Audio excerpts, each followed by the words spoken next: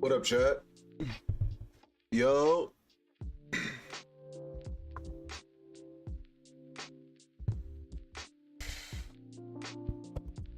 I'm just gonna wait till everyone gets here. How we doing, chat?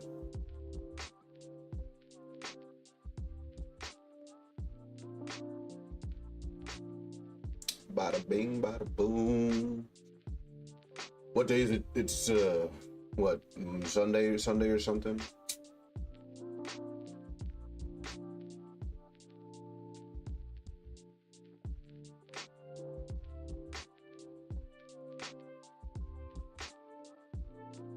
What?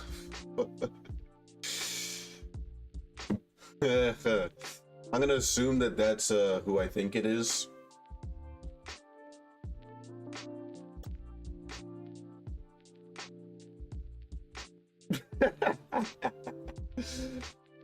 Man, how you doing, big dog?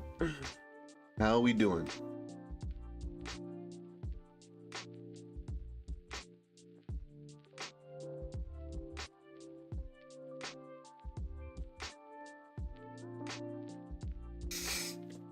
Oh man, nice. All right, let's get some fun. Let's stop wasting time and let's get the reactions going.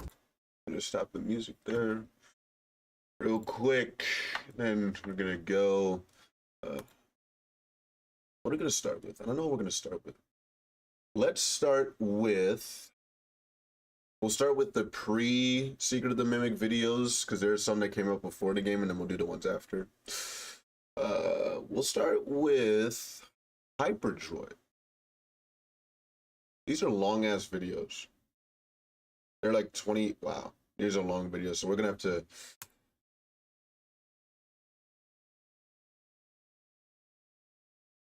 YouTube, don't give me ads, I have premium. I'm tripping. Five Nights at Freddy's. This one's called Five Nights at Freddy's has a lot of the hidden lore in FNAF's voice lines. I'm not sure what he's getting at here, but I don't know. Oh, the camera froze. I love when that happens. That's my favorite. Get the fuck out of here. You're sabotaging me, bro. I got an audience to entertain, big dog. All right, let's get into it. I don't know what this is about, but Hyperdroid has a pretty good track record, so welcome to class. All right, whatever.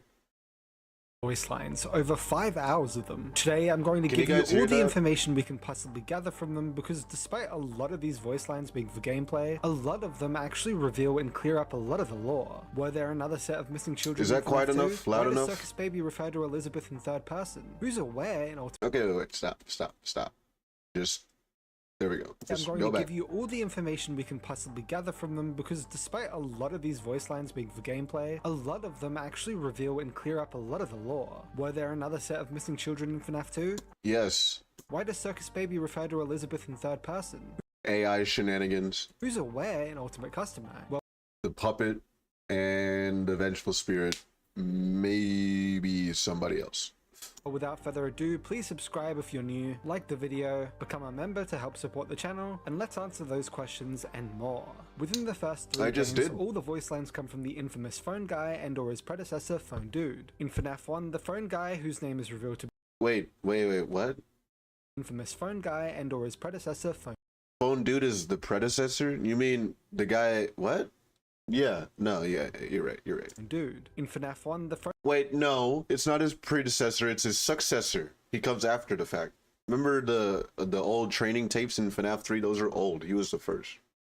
Phone Guy, whose name is revealed to be Ralph in the interactive novel the week before, is a security guard who's working his last week on the job and mainly guides us through the gameplay, although it also tells us that the animatronics have been around for decades, but haven't been cleaned in a long time. These animatronics are left in free roaming mode at night, or else their servos lock up due to their inactivity. They used to be able to free roam We know that's not true now. during the day, but the bite of 87 occurred, causing someone to lose their frontal lobe, and although they miraculously survived the incident, the animatronics had their free roaming abilities removed. The animatronics canonically become more active during the week, and Ralph isn't sure on exactly why they come after employees. We know. Okay, well, he's not sure, but we know why. assume. Can I just say, this is stupid. So this is a good point, actually, for puppet stuff believers. If puppet stuff the kids, why do they attack the night guards? That it's because they see you as an endoskeleton without its costume on. We learn there were other guards before us, but unfortunately Ralph's week meets its premature end by the hands of all 5 animatronics attacking at once. Golden Freddy being the one to go in for the kill. The phone call for Night 5 then includes a backwards excerpt from the book Autobiography of a Yogi, taken from chapter 8, about the possibility of metal being able to contain life. It's unlikely Scott planned this. Metal containing life? You mean, oh, yeah. But you mean, well,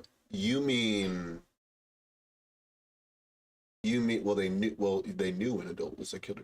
But what you mean is... Chapter 8, about the possibility of metal being able to contain life. You mean conduct life? You know what I meant. Jesus. It's unlikely Scott planned this way back in 2014. Yes, he did. But this is essentially what we know now as Remnant, the metal inside the machines containing their life force. There we go. To anyone that says Remnant is just like this default factory force that humans like radiate, that's just no. Spirit, and causing the animatronics to come to life. Moving back in time to 1987, and FNAF 2 has Ralph no longer as a security guard, but now as a trainer for the employees. Interestingly enough, these calls seem to be live phone calls and not recorded a week in advance. Most notably heard in Night 6's call, where he states he wasn't expecting anyone to show up there tonight, meaning he had no. Also, keep in mind on Night 6, William had just done the DCI. This is the night after. No reason to record this night's message in advance. Ralph tells us that the original Freddy Fazbear's Pizza was left to rot for a while after the murders, and the animatronics from there were brought here to the new location. They were going to repair them at first and began Hold on. Let's go retrofit theory. Hyperdroid believes retrofit. Alright, but did you guys notice that on this poster, the original Freddy Fazbear, there is no Foxy? We have a timeline. This is timeline right here. In this poster, there is no Foxy. Timeline indications. Pizza was left to rot for a while after the murders, and the animatronics from and then he slides right over to this graphic with Foxy in it. They were brought here to the new location. They were going to repair them at first and began retrofitting them with, aka adding, the no. So let's take this word, let's go by Latin. Let's go Latin. Retro. Retro, after. Retroactive, after the fact. Retrograde, retro, after. So retrofit, never mind. The new technology, but they were too ugly and smelt, so they instead pivoted and made the new super kid-friendly animatronics instead. No! Oh my god. No, it was no. No, they didn't make the toys in response.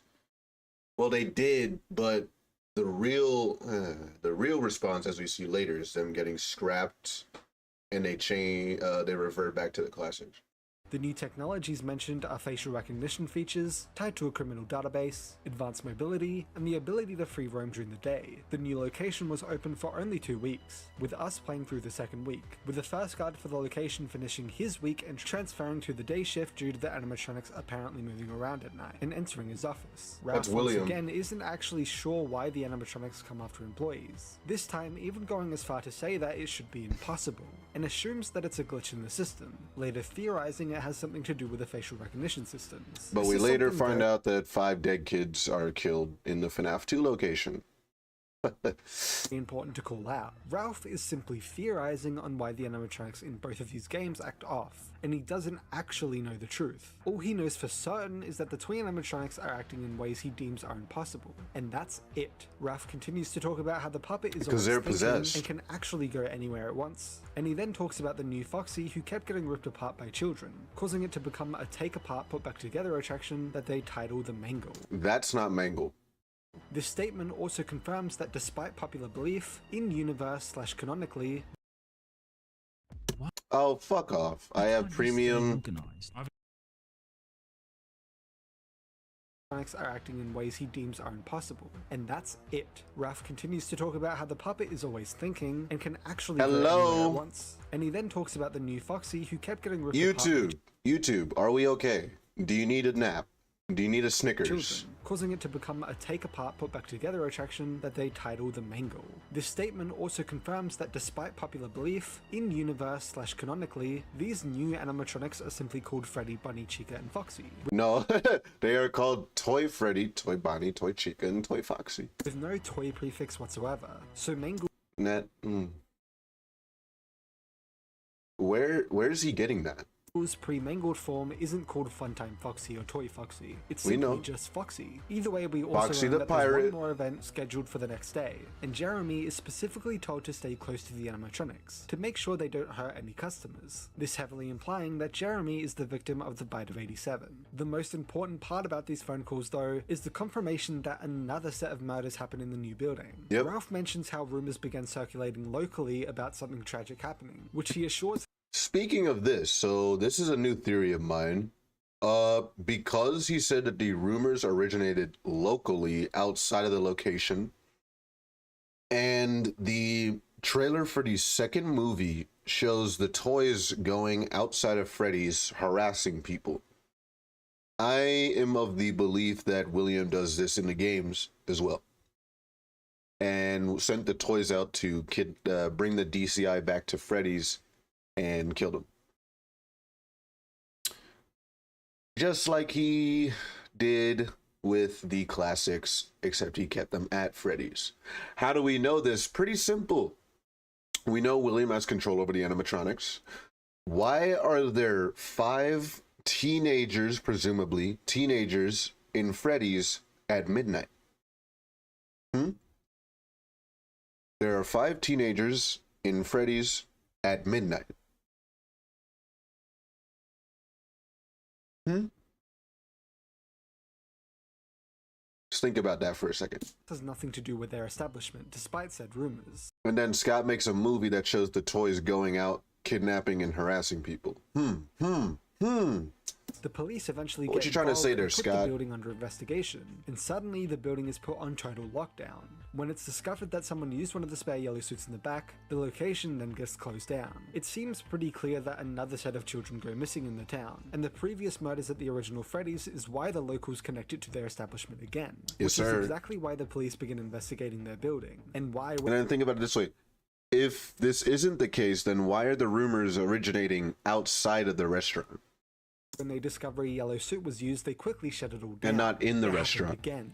William Afton returned, and this time seemingly wanting to actually see the possession happen in real time, taking the role of the night guard during the first week that we learn suspiciously runs away once investigations start in the building. It's him. Without even diving into the lore of the Save Them minigames showing 5 kids dead inside the new location with Mangle beginning to move around, these phone calls themselves directly confirm to us that a new set of kids went missing, that those murders were covered up, and that those kids go on to possess the new animatronics. Yeah, explaining exactly. their impossible movements and Bingo. aggressiveness. It is Exactly like the first confirmed. game. Then heading forward to FNAF Believe it or not, some people don't think Toys DCI is confirmed. It is confirmed. 3, and we now hear the phone He just showed us how. who interestingly mentions straight away that this isn't the player's first night as a security guard. But guard aside, he mentions that he and his team are getting any leads they can to gather relics from past Freddy locations. Unlike the first or second game, are getting any leads they can to gather relics from past Freddy Once again, no Foxy. locations. Unlike the first or second game, we learned that this game actually takes place before the location has even opened up yet, with phone dudes stating that they open the next week. While this is a small piece of information, this is something that I feel like everyone, including me, Wait a minute, why are we working at a location that's not even open? What?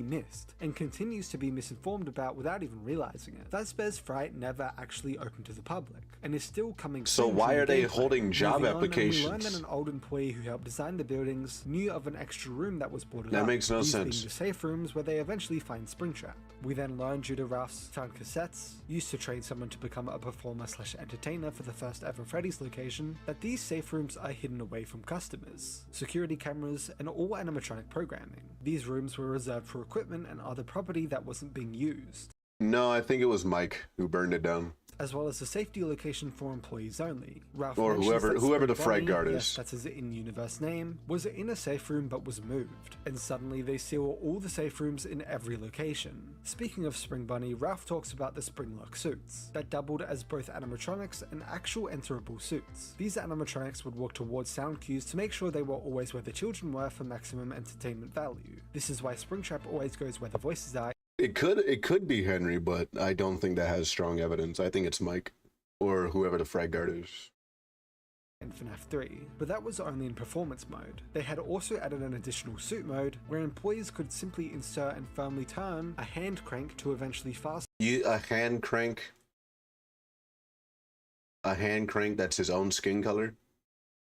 Fasten all the spring locks into place, in order to make room for employees to actually enter the costume. Wait, no way. Go back to that. Suit mode, where employees could simply insert and firmly turn a hand crank to eventually fasten all the spring locks into place. Oh, okay, I thought that was an illusion disc for a sec. In order to make room for employees to actually enter the costume, and entertain within the animatronics themselves. Too much moisture may loosen the spring locks, and if you're inside while they're Is this just... unwound, you'll be punctured and eventually bleed out. Ralph also mentions that due to an incident at a sister location, the suits are deemed unfit for employees and are then retired to Freddy's. In the meantime, yeah, but this is after the MSSM. May or may not be relevant to. This is after the MSSF, so I mean, obviously he's gonna say that. So Freddy's. These likely being explained in the future game Secret of the Mimic, showcasing random mascot characters with no relation to Freddy's, yet under their ownership by that point in time. Therefore they're related to Freddy. No, I'm kidding. These calls in FNAF 3 also help us understand how the future game FNAF Help Wanted had the authentic phone calls from decades prior. All of Ralph's calls were recorded onto cassettes. Moving way back in time to 1983 with FNAF 4, and this game doesn't have too much hidden lore since it's all straightforward, so excuse how quick we'll cover this game, but the two lines you know what will happen. Oh, whoa, that's an interesting take there. Let's play that again. Way back in time to 1983 with FNAF 4, and this game doesn't have too much hidden lore. Really? This game that took a decade to solve. Look me in the eye and tell me, no, oh my God. Oh man. Wow. This game took, you realize he had to write a story almost a decade later to even get us on the right track? Really? No hidden, no, okay. Since it's all straightforward, so it is not. What? What does that take? So with FNAF 4, and this game doesn't have too much hidden lore since it's all straightforward. Really? It's all straightforward, huh? Where's that Scott post? I'm gonna pull something up.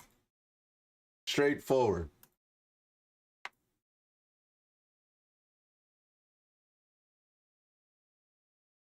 Straightforward. Wow. I gotta say, I've never heard a take like that before.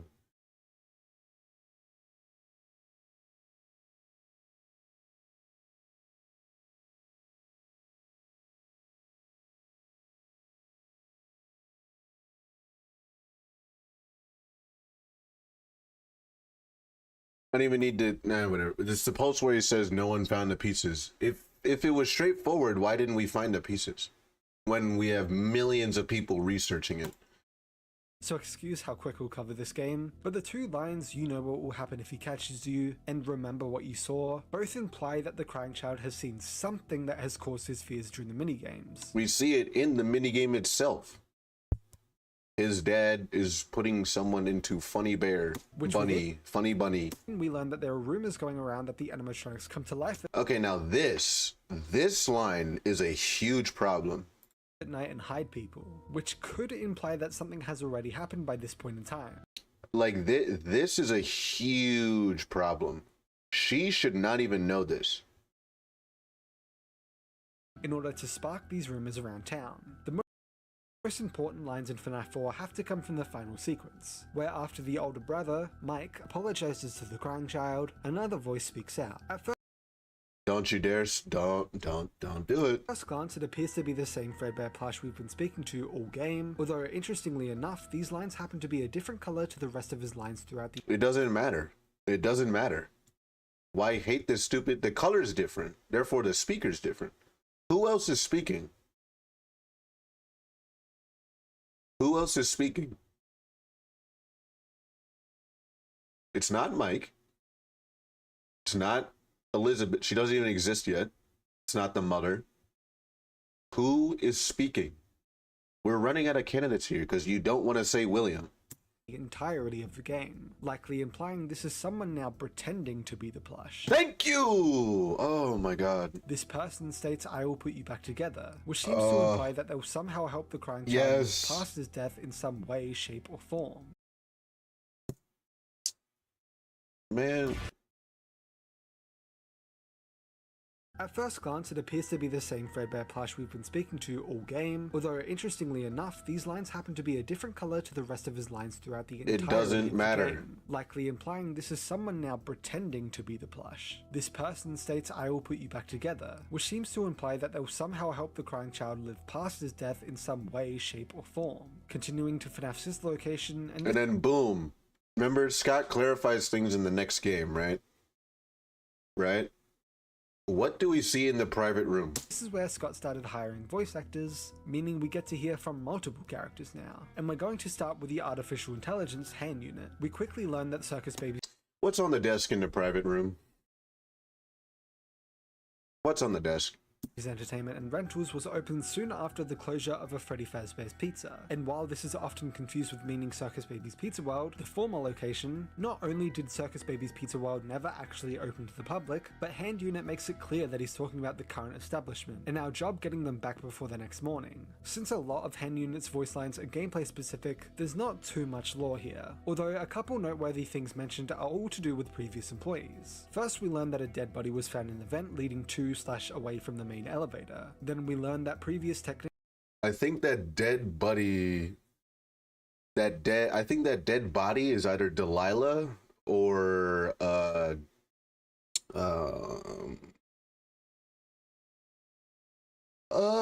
just, it's like I forgot what story it was, but like someone died of it or something. But yeah, Circus Baby Pizza World was open for 1 day, and then Elizabeth died, so William very impressively single-handedly covered up the entire opening and closing of a whole restaurant and a death. That was open for a day. Sea Bear never— I think they did open. No. Maybe they did, maybe they didn't. And then FNAF 2 is open for 2 weeks. Y'all don't have a good track, and then the new FNAF 1 is like shitty. So like, yeah. Technicians attempted to disconnect Funtime Freddy's power module but failed, requiring them to have 6 to 8 weeks for recovery. And finally, that 2 technicians are still on site for some unknown reason, who we learn in-game found Ballora broken and die. This leads us to know of 3 dead employees and at minimum 2 recovering connected to the location. Funnily enough, leading to the unlucky number 5 affected from these locations, again. That's it though from Hand Unit, as again most of his lines are gameplay related. So let's move on to our more unreliable guide, Circus Baby. A lot of Baby's voice lines are also gameplay related, but she does give a But she's an unreliable narrator. Space under the desk, into its current hiding space, who actually made it out alive, which we'll touch more on later. On I think that's Cassie's death. By the way, I think the person under the desk before you, whoever she's talking about, is either Rory or, because of the story, if you read the story, you'd know why I think that. And then Cassie's dad. Those are my 2 options. Of Elizabeth's death, and describing her only time on stage at Circus Baby's Pizza World for one of their testing days. And interestingly enough, Baby doesn't seem to actually be aware on exactly why. Oh my god, I just remembered a line in Help Wanted 2. I think it has to be Cassie's dad now. So in Help Wanted 2, in the Circus Baby boss level, she says one voice line. It's only 3 words, but it's a big one, and it's a heavy one, and it's a pretty direct one. keep in mind we're playing as Cassie's dad. She says, and I quote, "I recognize you."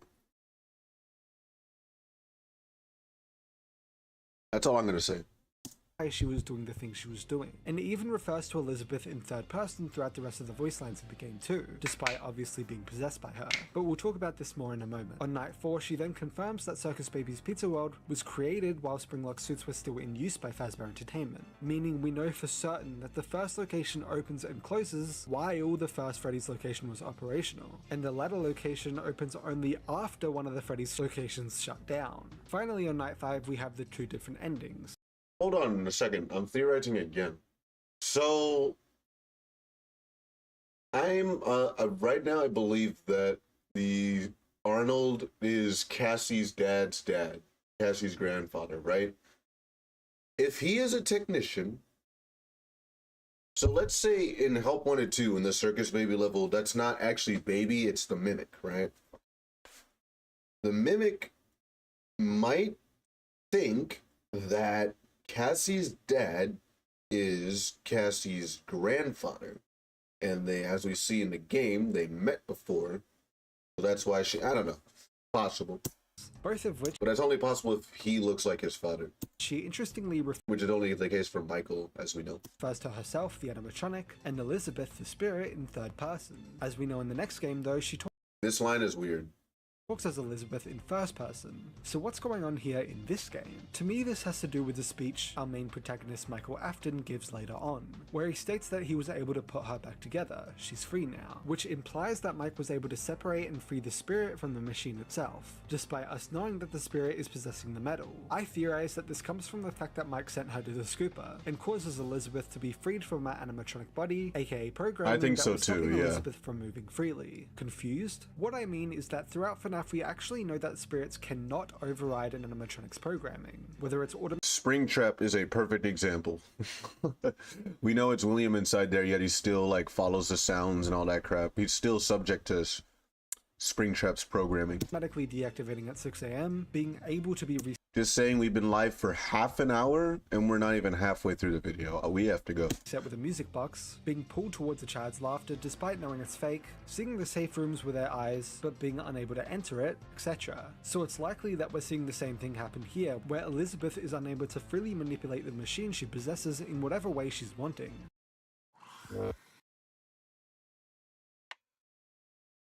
So I guess just fuck YouTube Premium, right? Right? Right? Override an animatronic's programming, whether it's automatically deactivating at 6 AM, being able to be reset with a music box, being pulled towards a child's laughter despite knowing it's fake, seeing the safe rooms with their eyes but being unable to enter it, etc. So it's likely that we're seeing the same thing happen here, where Elizabeth is unable to freely manipulate the machine she possesses in whatever way she's wanting. She's stuck. So when Mike gets her scoop from said machine, and she's now within Enid, she's finally able to move freely on her own accord, no longer held back by her body's programming. This was all further hinting at what we know now, that an animatronic's endoskeleton / the metal itself is what contains the spirits, while the shell / suits are what contains the programming that keeps them in the states that we see them in within the gameplay, which is why Circus Baby the machine and Elizabeth the endoskeleton seem to be separate while still being the same. Continuing with Mike's speech, and let's talk about it in full. We hear Mike talking to William, his father, that he found it, and that it was right where he said it would be, which is seemingly talking about the entrance / elevator to Circus Baby's entertainment and rentals. There, the fun times, likely the spirits within them, didn't recognize Mike at first, and all thought he was William, which in itself does imply that Mike would have encountered the spirits of the fun times before, in order to be recognizable, which makes sense along with the theory that they contain the spirits of— No. Whoa. Where does it, what was that logic? the original William, which in itself does imply that Mike to Circus Baby's entertainment and rentals. There, the fun times, likely the spirits within them, didn't recognize Mike at first, and all thought he was William, which in itself does imply that Mike would have encountered the spirits of the fun times before. No, it doesn't. How?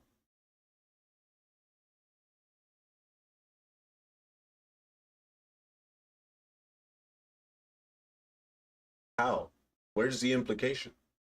Is it because he says at first? They didn't recognize me at first? Is that why?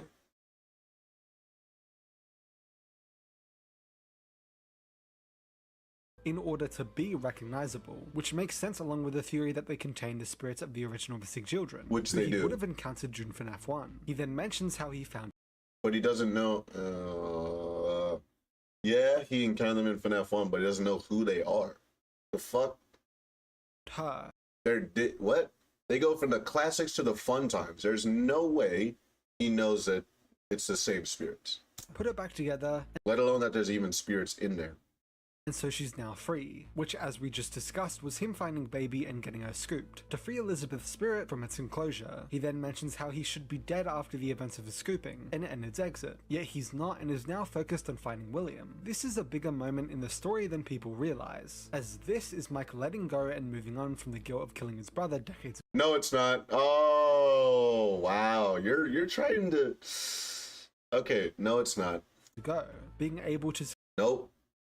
Successfully free one of his siblings. That's not when it happens. The reverse of, well, killing one and breaking their spirit. Baby even mentions in this game, "I'm broken," before Mike is able to put her back together, which mirrors the final speaker in FNAF 4 telling the crying no, it doesn't. child "you're broken" after the bite and Mike's apology. With Han Yuna even mentioning earlier in the game that Mike is back for another night of self-reflection on past mistakes. The movie even doubles down on these motivations for Mike. With him nope. Okay, no. The movie does do that, but it's FNAF 4, not sister locate. What? What? How are you tying this to sister location? I don't understand that part. It's FNAF 4. Spending his whole life haunted by the guilt of his brother's death, but being able to finally move on from that guilt with the importance of and after saving his sister instead. But either way, that's about all from sister location, as the rest of the voice lines are gameplay related. Although I should mention that no, I haven't forgotten about the Immortal and the Restless. Although I'm not going to speak on it, as there's not actually too much lore you can take away from those cutscenes, no matter who yes, there is! you think represents who. So will oh my god. So this is actually, in fact, he gave us the answer in the logbook. Mike himself says that he is Clara.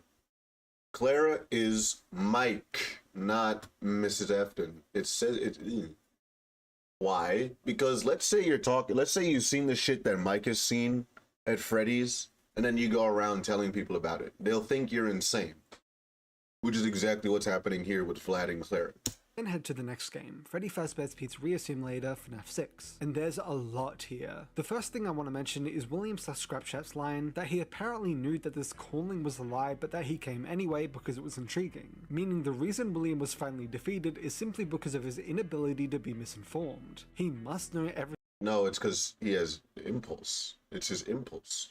Going on with Freddy's, and we do see this throughout the story, most notably when he randomly returns in FNAF 2, not only to kill more kids but to then stay and actually see how things go. Another line from William to call out is his line that Mike won't recognize him at first, but he assures that it's still him. And disclaimer, we're gonna get into theory territory here for a moment. It's not a theory. Use this line to debunk the fact that Mike was the FNAF 3 guard, although I actually think it's more debunk?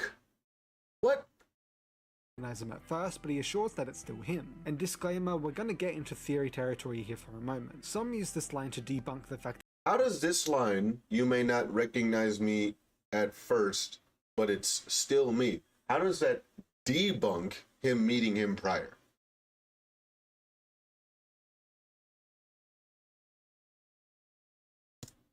Mike was the FNAF 3 guard, that although I actually it. think it's more evidence towards it. Thank you. The main debunk is the fact that this seems to be referring to Mike not recognizing his dad, going from a normal man to Scrapchat as we see him, possibly implying that he hasn't seen Springtrap. This makes sense and is fair to think, although the line specifically calls out that Mike may not recognize him at first, which clearly implies that Mike is able and might actually recognize this. If he never sees Springtrap, however, I personally think the line doesn't work anymore, as there's absolutely no chance. What?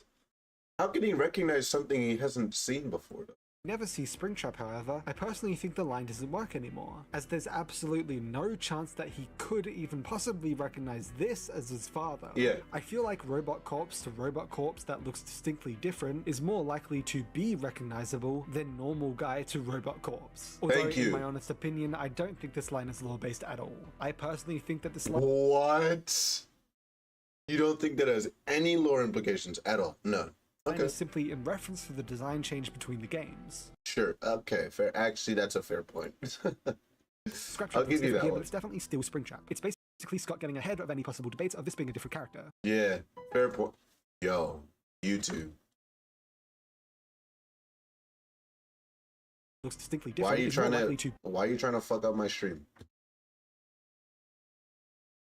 be recognizable than normal guy to robot corpse. Although in my honest opinion, I don't think this line is lore-based at all. I personally think that this line is simply in reference to the design change between the games. Scraptrap looks different here, but it's definitely But Scott said that the design change, there's a lore reason for it. It has lore. There's a lore reason for the design change. He literally said that. So you're wrong. Still Springtrap. It's basically Scott getting ahead of any possible debates of this being a different character, which somehow still happened. Although now we must move on to the but it does have lore implications. First, let's talk about his insanity speech. Within it, he mentions how at the time of recording this tape, he now understands what William had done, which since the tape is titled HRY223, seems to imply this tape and the game's events is directly caused by the events of FNAF 3, theorized to take place in 2023, getting Henry's attention back on the franchise, and likely causing his proper investigation into the events that took place here, and catching up on everything. He confirms that he helped make the animatronics, and that the souls that ended up possessing them were lured back to the place that they died, overpowered and robbed of everything they had again in order to be set to a new purpose, which all correlates perfectly to the spirits inside the classic animatronics being lured back to the place of their murders occurred, being destroyed by William, and then taken to inhabit the funtime animatronics as their new purpose, and that he needs to lure them all back. How does he know that though? Now what we know is Morton Freddy, so they can finally rest. Some say this could be about the second batch of kids that possess the toys, although not only do we never know of them being lured back to any specific place they died, all we know is their bodies were spread around the building, but Fazbear Entertainment were actually the ones who destroyed, aka overpowered, the toy animatronics, not William. The completion speech further tells us it's the original batch of missing children, with Henry stating that Charlie and everyone she lifted into her arms can now rest after this, while showing us the image of Charlie guiding the original 5 to possess the classics. This entire speech also leading us directly to a peaceful image of the graves of those same 5 children and Charlie, all now finally at rest. The 4th closet and Help Wanted then further doubles down on this whole concept too. Besides that, we all know how Henry's speech goes, bringing everyone back in order to burn it all down and end the agony of this tragedy once and for all. Although one more line to call out is once again from his insanity speech, where he states that William's evil was something first inflicted on him that eventually led to everything else happening, confirming that Charlie was William's first kill at minimum, and in my opinion that Charlie was the first death in the entire story. Either way, we then have to talk about the Candy Cadet, who gives us 3 interesting Oh wait, that timeline was actually accurate. And in my opinion that Charlie was the first death. Yeah, that lines up. Pause.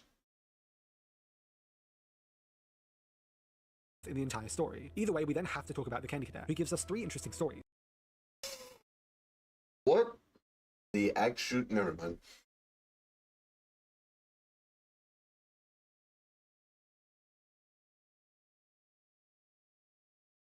No, it wasn't. These are highly theorized about, so there's no 100% this equals this that I can give. But I will say that the main theory and what I personally think is that all the stories further hint towards the original 5 children being combined together to create the remnant for the Funtime animatronics, therefore Enid and Morton Freddy, as the broad strokes of the stories are about 5 things becoming one, with one story having a woman burn 5 keys together to make a single key, another having a man stitch 5 dead bodies together to make one body, and the last having a boy snake eat 5 the same location as what? kittens that he eventually takes out from the snake and puts back together as one. Although I will say there are a lot of other theories about these stories, and this definitely isn't the only possible option. But either way, the final thing to mention from this game is the fact that Tutorial Unit, aka the Modern Hand Unit, confirms that FNAF 6 is officially where Fazbear Entertainment is no longer a corporate entity. It's then theorized that Fazbear Entertainment Incorporated ends here, with a new story featuring the new entity Fazbear Entertainment LLC. Moving on though to the epilogue of this game, Ultimate Custom Night, where we have over 50 characters with most having something to say. A lot is unimportant and or jokes, but there are a few interesting ones that stick out, such as how we even know there's a vengeful spirit in control in the first place. And that they're a male. With a bunch not a female. Look, he, him. of characters referencing the one you shouldn't have killed, who was keeping William from being He tried to release you, he tried to release us. They also confirm that the spirit is a male as well, which oh wait, no, that's not him, but you get the point. means that the vengeful Oh, wait, what was that? What was that? They confirm what? characters referencing the one you shouldn't have They confirm what? What they confirm? killed, who is keeping William from being able to move on. What was they also that? confirm that the spirit is a male as well. Oh, well, there goes Cassidy. Bye. Goodbye. Bye. See ya. Bye. Which means that the vengeful spirit is either Cassidy as a boy and What? That's not how that works. You can't just change the gender. No. That's not how that works. What? not a girl like initially believed, or that What? Oh my god. The cope. That's that. Wow. it's Andrew from the books. It's Which been argued it is. that they could be referring to a Sue or an animatronics No, it's not, because we see the face in the vent, so that argument doesn't work either. pronouns instead, but we know Nope. they're likely referring to the spirit themselves. Exactly. Due to both Scott stating elsewhere that his son Jason is the face of the one you shouldn't have killed, Yep. but also how it's a vengeful spirit that we see throughout the game, and not a vengeful animatronic. Thank you. Thank you. Meaning what these characters are mentioning seeing everywhere is only Is the face. actually implied and hinted to be the spirit itself. Let's go. Shut up. Suit argument doesn't Referring to work. a suit, Gender argument doesn't work. You have nothing. You have nothing. It has. There's like quite literally no way it can be Cassidy. There's no way. Animatronics pronouns instead, but we know if it's not, it can't be the suit, so there goes that. It can't be, and Cassidy is a girl, so how do you get around the pronouns? You can't. you can't do it. To the spirit. You can't do it. You can't do it. Themselves being made. Due to both Scott stating elsewhere that his son Jason is the face of the one he should not have killed, but also how it's a vengeful spirit that we see throughout the game, and not a vengeful animatronic. Meaning what these characters are mentioning seeing everywhere is only actually implied and hinted to be the spirit itself. So vengeful spirit aside, and there's more interesting lines that come from this game, such as Toy Chica stating, "Where's my beak?" lodged in your forehead, of course, which some theorize is a hint towards her causing the bite of 87, since your frontal lobe is at the front of the brain and where your forehead would be. Besides that, another animatronic from FNAF 2 with the bunny interestingly says, "What is this new prison? Is it me trapped or is it you?" Perhaps it's us both, which implies that Bunny is actually aware of what's going on, coinciding with the puppet stating, "I don't hate you, but you need to stay out of my way," which implies that the puppet is also aware and doing something else at the time the game is taking place. Which is true, as we see in the Frights epilogues, which are in the games. I theorize this to be hinting that Happiest Day takes place after this game's events. What? Huh? You know that... Wow. So you know that the puppet after this game she's part of Happiest Day. You know that she's not free, right? She's in the evidence locker. So do you want to change that?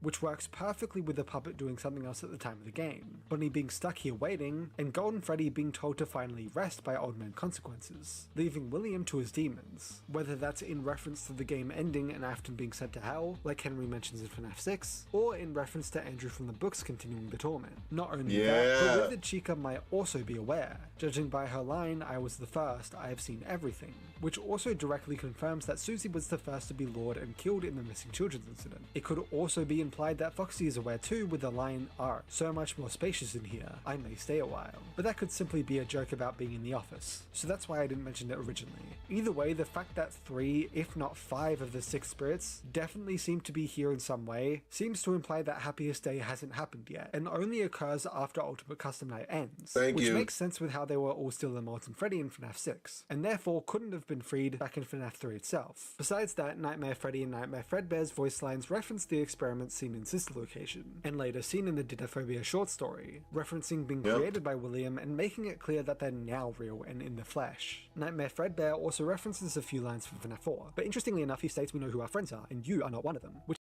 Speaking of this line, "We know who our friends are," notice how the Fredbear plush says, "We are," or Garrett says, "These are my friends" to the plushies, and "We are still your friends," says the Fredbear plush. More Will plush confirmation. Thank you, Scott, so much. Seems to imply that William was actually the final speaker, pretending to be the Fredbear. And there we go. There we go, ladies and gentlemen. I think, yeah, no, I think I can retire right there. All right, we are done for the night. Good talk.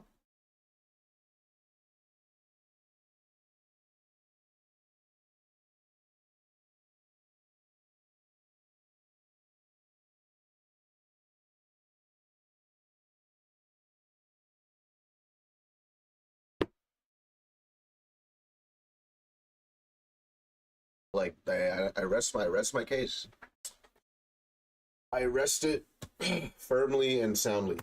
Plush in FNAF 4, who states, "We are still your friends, do you still believe that?" Also referencing the "I will put you back together" line as well, which both imply that William somehow knew of these lines being said, since this game is using his own memories and creations against him, likely hinting that he's the final speaker. Thank you. Aside, Nightmare seems to actually confirm that Shadow Freddy, his mode's real name in the FNAF 4 files, is indeed made up of agony, namely the agony of William's evil with a quote, "I am your wickedness," made of flesh. Meeting Shadow Freddy and likely Shadow Bunny 2 due to FNAF AR also referencing this connection, are created directly due to the agony of William's evil, whether it was formed from the agony of one event or even multiple. That's not all from the nightmares, as Nightmarion directly confirms that William is still alive during the game, as this is all a nightmare in his brain, which is also doubled down with the music soundtracks as seen in last video, and the man in room 128 confirming a vengeful spirit is keeping William alive and giving him nightmares. Moving on to the cutscenes of the game, and Toy Chica the high school years is very simply referencing William after luring and then killing children, with each episode progressively getting worse, possibly hinting that William's murders got more violent as he went, some believing this to further prove that Cassidy was spring-locked in the Golden Freddy suit as the final and most brutal kill, which is also hinted at elsewhere in the game. It should be noted that some believe the cutscenes to be telling us William's final kill count being the 5 original children, Charlie, and another secret victim, although it should be noted that Toy Chica's voice lines directly state that she already lured someone before these cutscenes began, which under this theory would be the secret victim, but she also states that she's going to continue after these cutscenes end, namely the very next day, until she finally finds the guy out there that's right for me, which leads me So the last victim is a guy. Oh my god. Also, wait, that means there's 8. So now we have another problem. Me to believe that it's not actually meant to be giving us a concrete number. Either way, the next set of cutscenes, Spare of Vengeance, is also quite simple and seemingly referencing William's feud against either Mike or Henry, with baby/Elizabeth represented by Mangle, who is assisting William. And I personally You think he's beefing with his son? think it's more so about Mike, considering the bear is actively pursuing the antagonist multiple times, which we know Henry only returns to pursue William in FNAF 6, while Mike is theorized. Okay, I get the point. I get it. It's voice lines and shit. Let's go to the next video.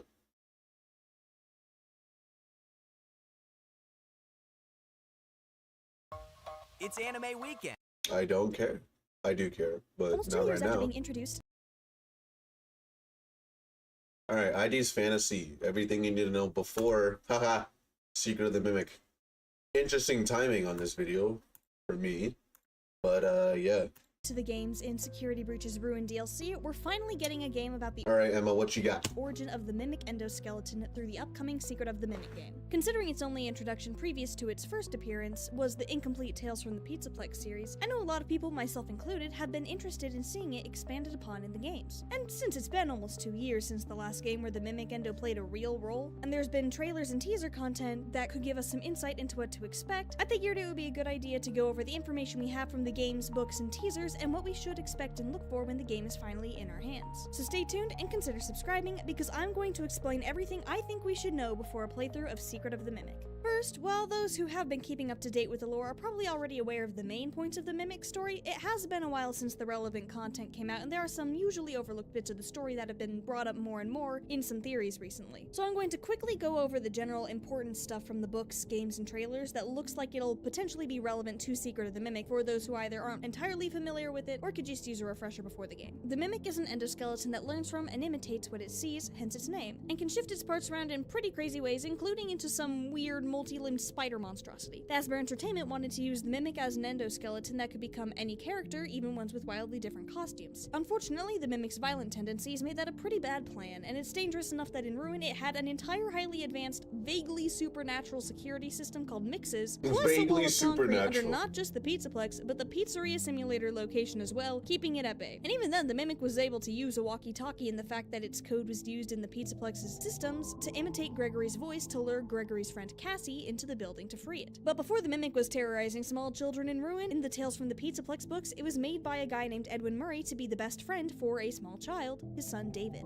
Edwin was an inventor who hadn't been able to maintain his own company after the death of his wife while trying to raise his son. So he'd sold his company to Fazbear Entertainment and lived and worked out of an old lace factory he'd bought back when he was still in business independently. He didn't have enough time to give to his son thanks to the workload he had making animatronics for various Fazbear characters, and he couldn't afford sending him to preschool. So he created an endoskeleton called the Mimic to be his son's playmate. Despite the Mimic's program, called Mimic 1, being just focused on imitating, the Mimic demonstrated the ability to go beyond just pure copying and actually respond to things in its environment. The fact that the program was evolving so quickly got Edwin to start thinking about ways he could buy his company back from Fazbear Entertainment if the Mimic 1 program continued to mature the way he hoped it would. However, things took a turn for the worse when David died after running out on the road after a toy ball. Edwin found himself not only unable to do the work Fazbear wanted him to, but unable to cope with the fact that the Mimic was still imitating his deceased son. He took out his anger on the Mimic, and as he violently attacked it, it's mentioned that his anger was infused into the Mimic. Edwin then disappeared, and since he breached his contract with Fazbear Entertainment by doing so, the property rights for his stuff transferred to Fazbear. The company sent in 2 teams to the factory to get the place sorted out and fix stuff up, and unfortunately for them, the Mimic had come up with a fun way to twist normal household tasks like hanging up clothes in the closet into murder methods. And you can probably imagine how that went. This is where Secret of the Mimic comes in. We'll be playing as a Fazbear Entertainment employee in the year 1979 being sent to retrieve Fazbear Entertainment property, which the trailer explains as a prototype endoskeleton that can fit any costume and be any character from Edwin's warehouse. We'll be exploring a building called Murray's Costume Manor, which seems to stem off of Edwin Murray's company, Murray Co., which originally focused on improved household appliances like vacuums, coffee makers, and coat racks. At the Costume Manor, though, the focus seems to be on creating costumes, animatronics, and other things related to mascot characters, similar to what Edwin was doing from his factory in the book. And the Mimic will be using those characters as means for murder here while we try to wrangle it without dying in the process. While that is a basic summary of the relevant story leading up to Secret of the Mimic, there are certain things that have been hinted at that could have some massive implications not just for this game, but also how it might connect to other installments in the franchise. For example, there's what we see of Murray Co. and Murray's costume manner from the trailers and teasers. In the recent teasers, Stay Up Latte and Murray's Magic Coat Rack, there are additional inventions that Edwin made that are featured in video advertisement format. As of the time of writing, those are the only two that are out, but even if there are more teasers planned for the lead up to release, I think these two give us some interesting insight. For one thing, these products seem to share traits that the Mimic has. The No shit. Wow. It's almost like the promo for the game is about the Mimic. Machine watches and learns people's coffee preferences. Yeah, the Stay Up Latte learns preferences. The Mushroom Men, or the Mycelium Men mimic. The Coat Rack has the shape-shifting abilities, and the Cleanovac is the Cleanovac.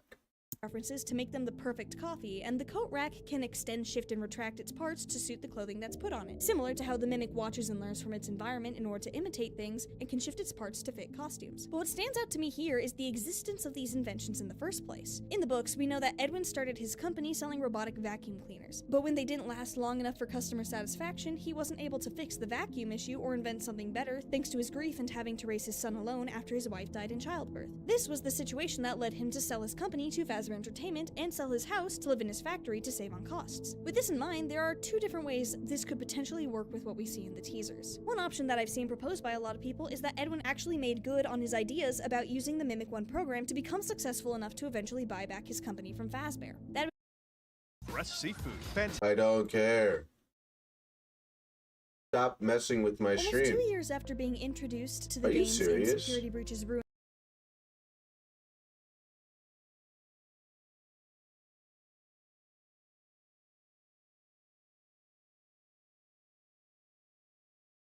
by a lot of people is that Edwin actually made good on his ideas about using the Mimic 1 program to become successful enough to eventually buy back his company from Fazbear. That would explain the way the latte machine and the coat rack share traits from the Mimic, and potentially the existence of Murray's costume manor in general, since the rundown factory with piles of old lace and lace-making equipment everywhere in the books doesn't exactly match the costume manor in the games. It would also account for how Edwin is referred to as a contractor in the trailer. Contractors are independent entities from the companies they work for, which sets them apart from company employees, something I'm familiar with because I can be considered a contractor thanks to the sponsor of today's video, Mantis Sleep. For those of us in the north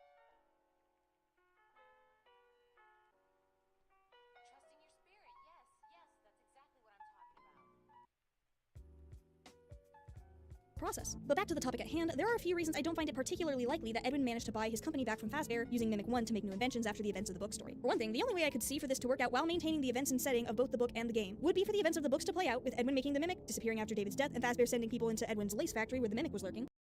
And then after that, Edwin would have to come back, have used the Mimic 1 program to create stuff to buy his company back, make the costume manor, relocate the Mimic there, disappear again, have Fazbear send people in again, and then come back again just to sell his company to Fazbear Entertainment again. After all, in a different tale story, we find out that Edwin is on the board of Fazbear Entertainment when the Pizzaplex is up and running, thanks to that being part of his buyout contract. Which means by the time all is said and done, Fazbear Entertainment owns Edwin's company, even after he would have theoretically bought it back and made the costume manor and new Mimic-based inventions while he was independent. Not to mention, from a narrative perspective, it doesn't really make sense. Math can be a bit complicated sometimes, but that's not an argument. to me this theory just seems like it's making things needlessly repetitive for the sake of making it fit with the books. What?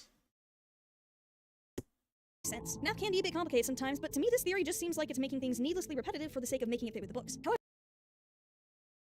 isn't that the opposite? Never mind. if the differences So between that's Murray's such costume a manor and bad Edwin's argument. factory, as well as Edwin's status as a contractor versus an employee, weren't meant to be indications of a very unlikely repetition of events, I think there's another way they could make a lot more sense. We know that in the Mimic story and tales that the reason Edwin's company went under is because the combination of grief from his wife's death and having to raise his infant son alone made it so that he couldn't fix the issue with the vacuum that customers were complaining about, or make new inventions to pick up the slack. But with all of the differences we see between Edwin's role and the state of his workplace between the books and the games, what if the game follows a version of events where his wife never died in childbirth? One where he was able to create new inventions. Uh-oh.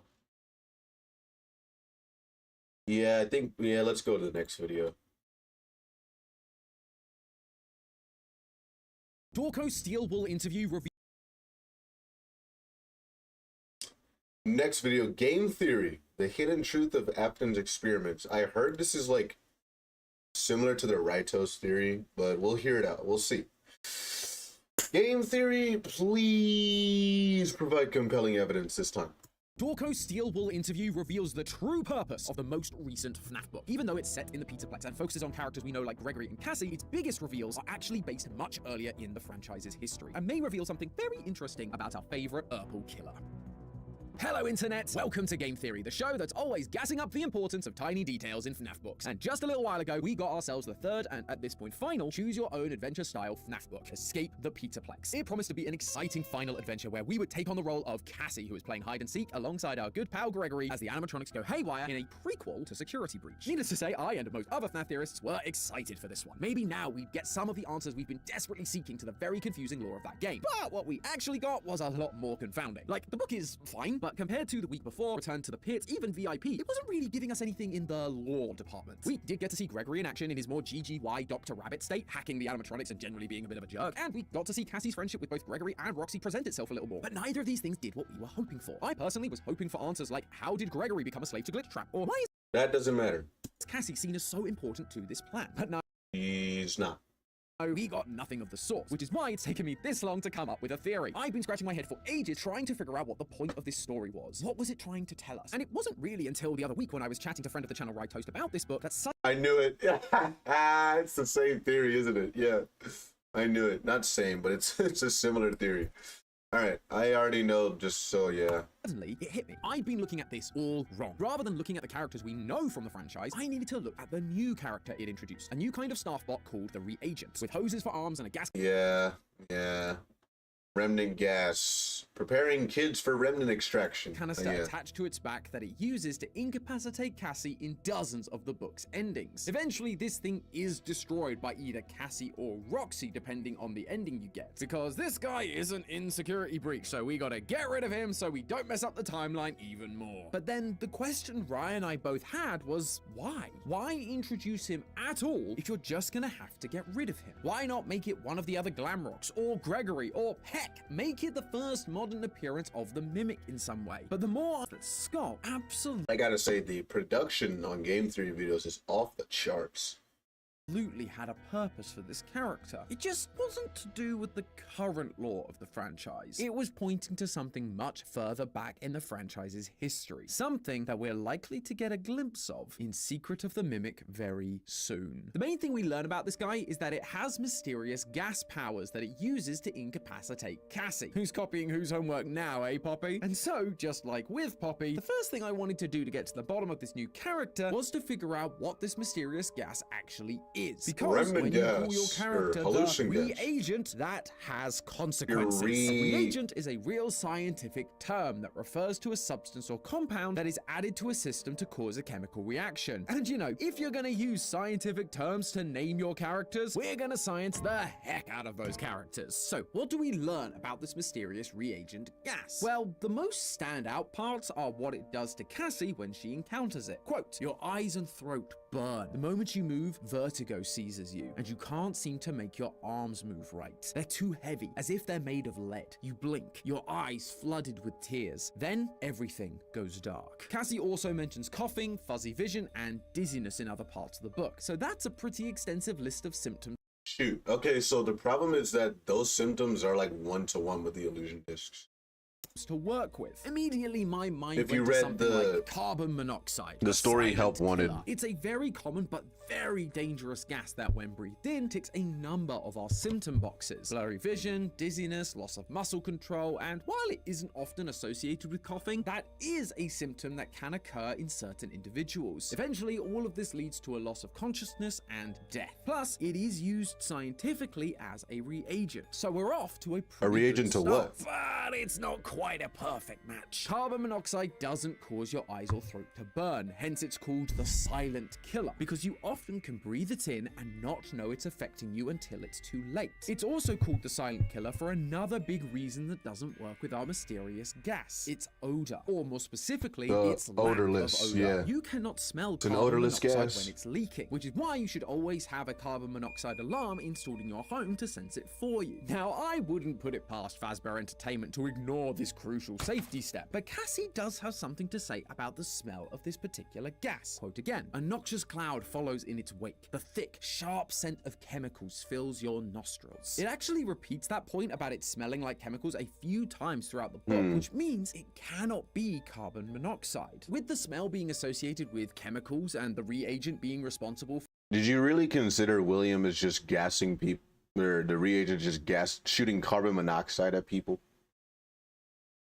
for, quote, cleaning the pizzaplex of organic matter, I wondered if this could be something like chlorine gas. Chlorine is generally used as a disinfectant for things like swimming pools, but in gas form, while it can be used as a reagent, it's also incredibly dangerous. Just like carbon monoxide, it can cause lightheadedness, dizziness, blurry vision, and muscle weakness. But it also has the added effects we're looking for, like the burning sensation in the eyes and throat, which leads to coughing and watering eyes, and it has a strong chemical smell, typically reminding people of cleaning products like bleach. It also has another quality that carbon monoxide lacks. You can see it. In that previous quote from Cassie, we learned that she's not only able to smell the gas, but see it. Quote again, a noxious cloud follows in its wake. Sadly, we don't get any descriptors in the book about its color or anything. That would be way too helpful. But the fact that it's visible at all is important for us to bear in mind. And chlorine gas is visible, usually a yellowish green color. So why is this not the end of the video? Chlorine gas seems to be a perfect solution. The problem is that I can't get this clip from RyeToast's stream out of my head. The tanks in the scuba room, they are labeled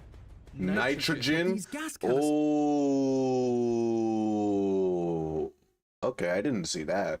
aren't just anywhere. They're in the basement of the pizzaplex. This nitrogen is being used somewhere in the pizzaplex, and the only thing we've really seen using gas in this building is the reagents. That means that the most likely suspect for the gas being used within Fazbear is a nitrogen-based gas, which, as you can tell by the name, chlorine is not. So, we gotta try again. We need a gas that is visible, smells of chemicals, burns the eyes and throat, causes dizziness, heavy limbs, passing out, be nitrogen-based, and be some kind of reagent.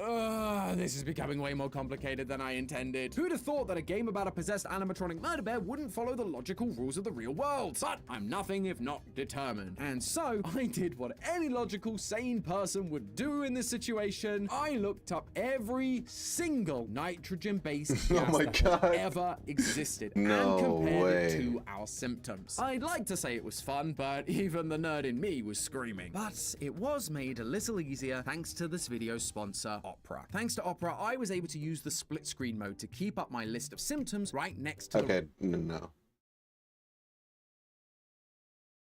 completely. Thanks again to Opera for crossed off options from the list, I was left with only one possibility. Something I'd never heard of. Dinitrogen tetroxide. It has a sharp and pungent smell of chemicals. If breathed in, it can lead to every symptom we've mentioned. As the name suggests, it's nitrogen-based, and while it is by default colorless, dinitrogen tetroxide has a fun little quirk that solves that problem. So it's exists in a N2H3? equilibrium Sorry, with another N2O3? gas, nitrogen dioxide. Dinitrogen tetroxide literally cannot exist without nitrogen dioxide, because both chemicals share a reversible chemical reaction. Dinitrogen tetroxide breaks apart into nitrogen dioxide, and nitrogen dioxide molecules combine to create dinitrogen tetroxide. And this reaction is happening constantly, not only creating a weird chemical concoction, which is exactly how the book describes this substance, by the way, but it also changes the color to a reddish brown. And if that wasn't enough of a clincher, dinitrogen tetroxide has one other very interesting effect. Much like the other gases we've mentioned, it is a reagent. It helps create chemical reactions between a number of different compounds. But the type of reaction that caught my attention was that dinitrogen tetroxide can react with a number of different metals to form what are called metal nitrates. So these can then be used in future reactions to combine the metal compounds with carbon-based organic compounds. Now, where have I heard of that kind of combination before? Oh, that's right. Remnants. Remnant? Yes. In this universe, the soul is a tangible thing that exists. No, it's not. Remnant is tangible. It's not just some ethereal thing. It physically is attached to the metal, and when you melt down that metal, it remains attached, which led to the creation of the fun times. The soul is a real thing, and if it's a real thing for us, when it's attached to a physical object, it is. Organic, carbon-based life forms, then it too could be considered organic matter, meaning that this gas, the reagent, it's all part of turning these kids into remnant, just like Rye theorized about in a recent own video. It's also worth considering that Rye found these canisters in the scooping room of Ruin, and the scoop blueprints we got from FNAF 6 revealed to us that the scoop was designed to inject Remnant into animatronics, or people. For these tanks to be here, in that same room, it feels like they have to be connected. And so the Remnant for the scoop and these nitrogen-based canisters are also connected. And when you think about it, it actually helps explain a lot about what the Mimic is trying to do. In Security Breach, during the bad ending, we learnt of 9 missing kids, but we've had no idea what happened to them. Now, thanks to Ruin in the books, we know that the Mimic has been copying Afton and his murderous tendencies. Like in VIP, we see the Mimic program present itself as a pig mascot and lead kids into the back room to be killed, which is pretty familiar. But what we're talking about today allows us to take it one step further. The Mimic isn't just copying Afton's killings, he's trying to recreate the missing children's incident in its entirety, converting their souls into remnants just like Afton did in the games that the Mimic was partially trained on. Now, listen, I get that all of this might seem like a stretch. Believe me, I do. Referring to the evidence lines up. Organic matter feels weird, and even then, there's no way dinitrogen tetroxide would work as a reagent for that specific compound. At the end of the day, Scott isn't a scientist. He's a fiction writer. But at this point, he knows that we theorists will look at the real-life comparisons to find our answers. And as time goes on, it's become clear that he's trying to work with that and make the series feel more grounded. We've moved away from spiritually possessed animatronics to an AI villain. He got rid of sound illusion discs and swapped them for hallucinogenic gas. And that is what I think this mysterious gas is really about. It's him trying to find a way to more believably ground the series, retroactively explaining part of Afton's scientific process, so that when the grounded AI villain tries to mimic him, it's not having to suddenly go back to the old sci-fi and paranormal tricks, undo all of their progress. It's not a perfect one-to-one because the kind of thing he needs just doesn't exist. But what does exist is close enough to make his point. However, even with the answer to this gas question somewhat solved, as I sat there staring into the void that is my FNAF whiteboard, I remembered that that was only part of what I set out to solve. Sure, this has been a fun experiment trying to identify the gas, and it's even more fun to find its connections to Remnant. But that in and of itself hasn't really changed how we look at this franchise, outside of the idea that the Mimic is now creating Remnant, not just killing kids, which is fine, but it's not exactly mind-blowing. It doesn't help us understand where this franchise is going, and despite all of this effort, I didn't feel any closer to actually solving the mystery I set out to. Why did Scott introduce us to a brand new character who, in the end, suffers from the classic prequel issue of having to be gone before the end of the book because he wasn't in Security Breach? Legitimately, at this point, I was at a loss. I was ready to throw this entire theory out and just act like the book didn't even exist. That was until Dorko's interview with Evan Lampe, the creative director of Secret of the Mimic. How carefully are you putting the books in consideration of Secret of the Mimic? We've actually been talking about making this game for a long time,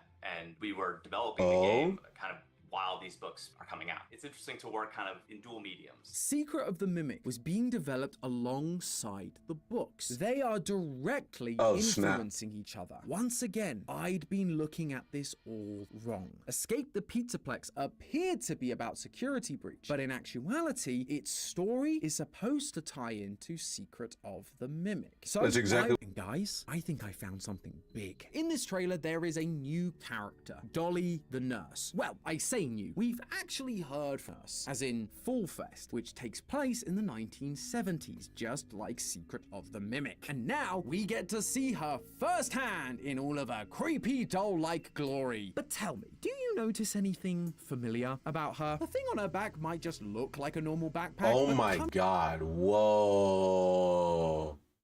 Yo.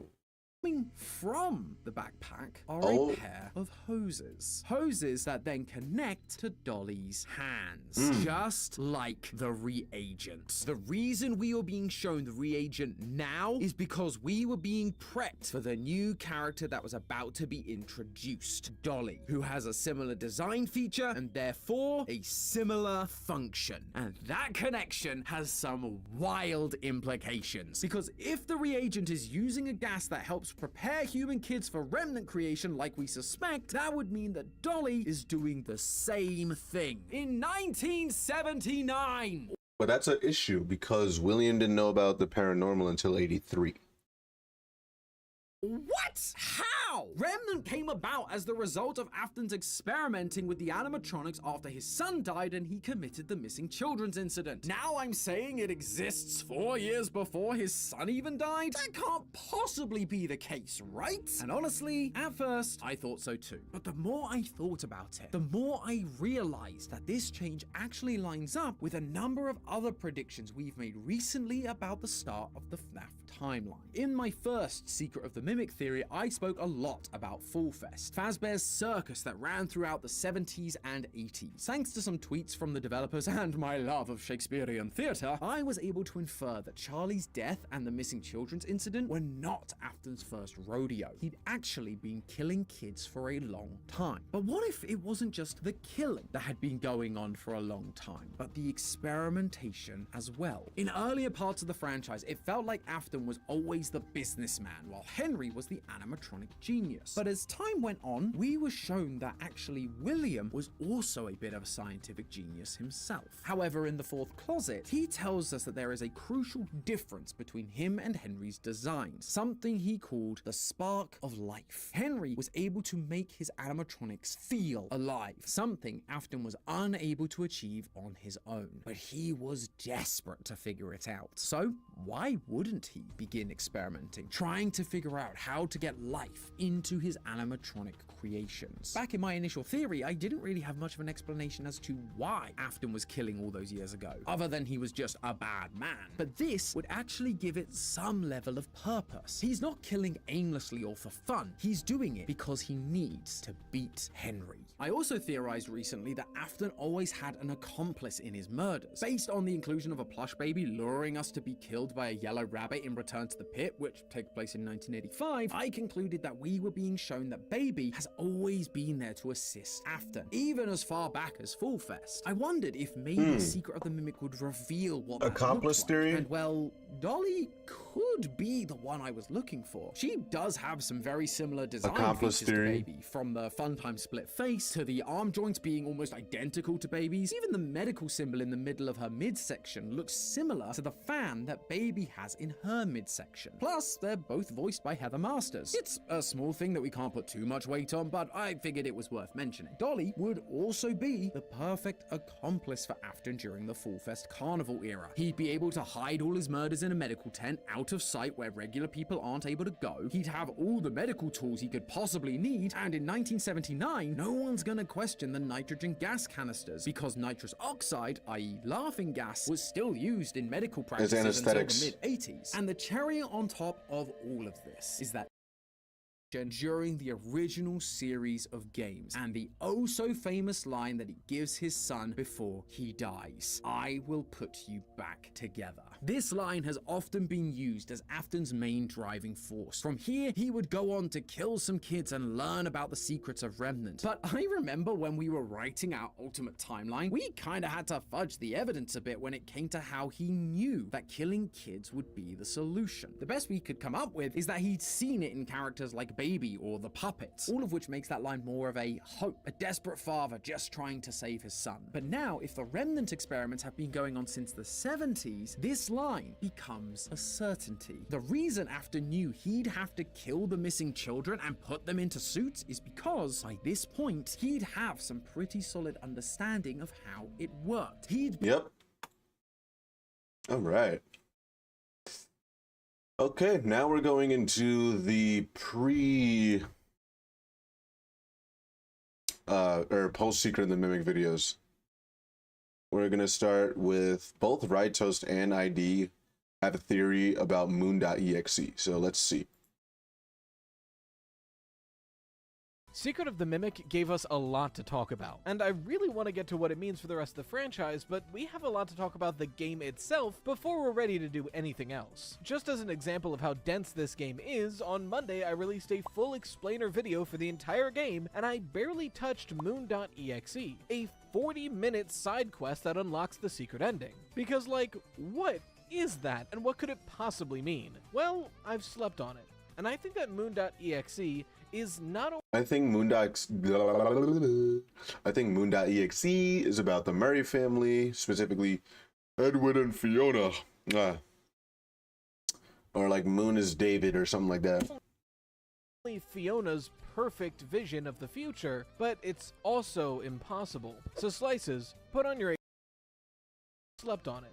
And I think that Moon.exe is not only Fiona's perfect vision of the future, but it's also impossible. So Slices, put on your aprons and let's bake ourselves a theory. So, like I said, what is Moon.exe? On every monitor in the game, one of the options is to run Moon.exe, and it pulls up a basic text-based adventure, but for the sake of ease, it's pre-recorded responses instead of typing in every possible solution. But as you play Secret of the Mimic, all the collectibles you collect end up inside of Moon.exe, and if you have all 25, you're able to beat it to access the secret ending. So that being said, what is the actual game story of Moon.exe? Like, what is happening in the game itself directly? Not a metaphor. What is this game? Well, we the player are trying to escape from Moon.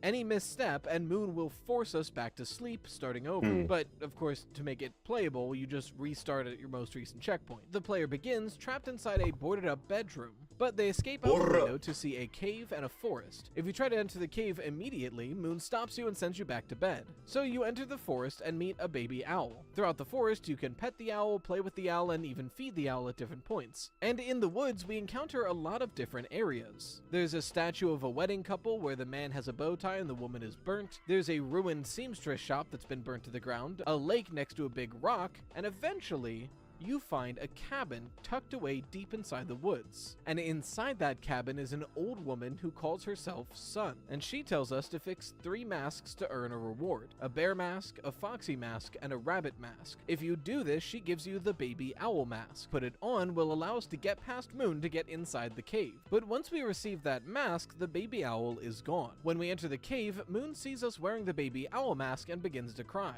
Inside is a statue of the baby owl with the text, "You will bring him back no matter the cost." Throughout the cave are ancient ruins of a workshop, filled with broken statues and incomplete projects, until eventually we find a statue with no arms or a head. Piecing the statue together, we create Moon. It sings and is reborn. We then fade through white, and suddenly we're at the welcome show of Murray's Costume Manor. But if you speak to Mr. Helper, he says, it just clicked. You rebuilt yourself, but now you are split in 2. That's Moon and Sun, destruction and life. Yep, that's I got a new foreshadowing. fur thing. Let's see if it works. Been waiting to try this out. I mean, it's getting Split in 2, just like the Mimic program, bro. some of it, but it's not as effective as like a lint roller. It's a little disappointing, frankly. I don't know if it's just user error or what. Yeah, like it's getting some of the fur, but it's not super working. It was only like $5. During this second half of Moon.exe, we go room through room, pretty much recreating the exact story of Secret of the Mimic, but now instead of defeating the animatronics, we're helping them. We're either giving them something they want or fixing the situation around them so they can find peace and be happy. Well, all except for Jackie, who we suck into rain boots to never be seen again. That part's weird. But Big Top, Dolly, and Chica all seem better because we visited them. They all have their problems solved. And it's also notable that when we give the Fall Fest ticket book to Big Top, he says, "This is the one. This is where Sun left, leaving them behind." And once we help all the animatronics, we end up in David's room, to which we place his 3 birthday presents in 3 chests, open the closet door, and upgrade our data diver in Moon.exe. Once we've done this, we're able to talk to Sun one more time. "You have found my presents. You have completed my tasks. Now you will get your reward. Use this to bring him back. It's all in your hands now." And we receive the glitched permission, which allows us to access several secret doors in the manor to access the 3rd secret ending. And then it's over. So after playing through this, the first question is, what did any of that mean? Obviously, this story seems to be a massive allegory, frankly, a very thinly veiled allegory. But if so, the question that needs to be answered is, what is this an allegory for? Well, the first step to figuring out what the allegory is trying to say is nailing down what the characters are supposed to be representing. So let's go over a few anchors that make the most sense. and I think the first one that's most evident is Sun. F10N4, or Elite Speech for Fiona, the robotic version of Fiona, uses that exact same face when she talks to us. It's the M1 personality inside of the MXES console that we see at the end of the pizzeria segment. Because I mean, in that segment she uses the exact same face to talk to us, but that's not all. Big Top says Fall Fest took Sun from us forever, and we have audio logs that say the human Fiona went to Fall Fest, and Edwin Murray's first log after she died is, "Why did you go? You weren't even supposed to be there," which is seeming to say that she died at Fall Fest. If that's true, Moon.exe actually has some more to say about this, where the married couple statue has the woman be fully burned, and at her feet is a stone globe for Fall Fest. And not only that, but in the woods there's that ruined seamstress building that's burnt to the ground, and Fiona was excellent at sewing together She died in the fire. So it seems pretty definitive that Sun is meant to be Fiona, or at least I think specifically M1 or F10 and 4, the robotic recreation of Fiona. After all, the real Sun left long ago. All that's left is the Sun we know in the woods. I'm gonna be super real. I'm behind, and I have not had any time to record a real Gamer Subs ad, but you should get some anyway, and you should use code RyeToast to get 10% off your whole order, because it's pretty damn good. I think another fairly evident anchor here is the baby owl being representative of David. This mainly comes from the statue we get in the cave, where the text along with it is, "You will bring him back no matter the cost." Yep. But it's also the idea of a baby that's being taken care of, right? We feed it, we pet it, we play with it, and it's literally a baby. So like, this lines up pretty well with David. I think another anchor we can lock down here is that our player character is not human. And this is mainly from the sun and moon illusion near the middle of the game, where we create the statue of Moon fade to white, and then the next thing we hear is Mr. Helpful telling us that we are Sun and Moon. We have rebuilt ourselves. So I don't really see a human rebuilding themselves into Sun Moon. That doesn't quite make sense to me. So if we're considering our player as being non-human,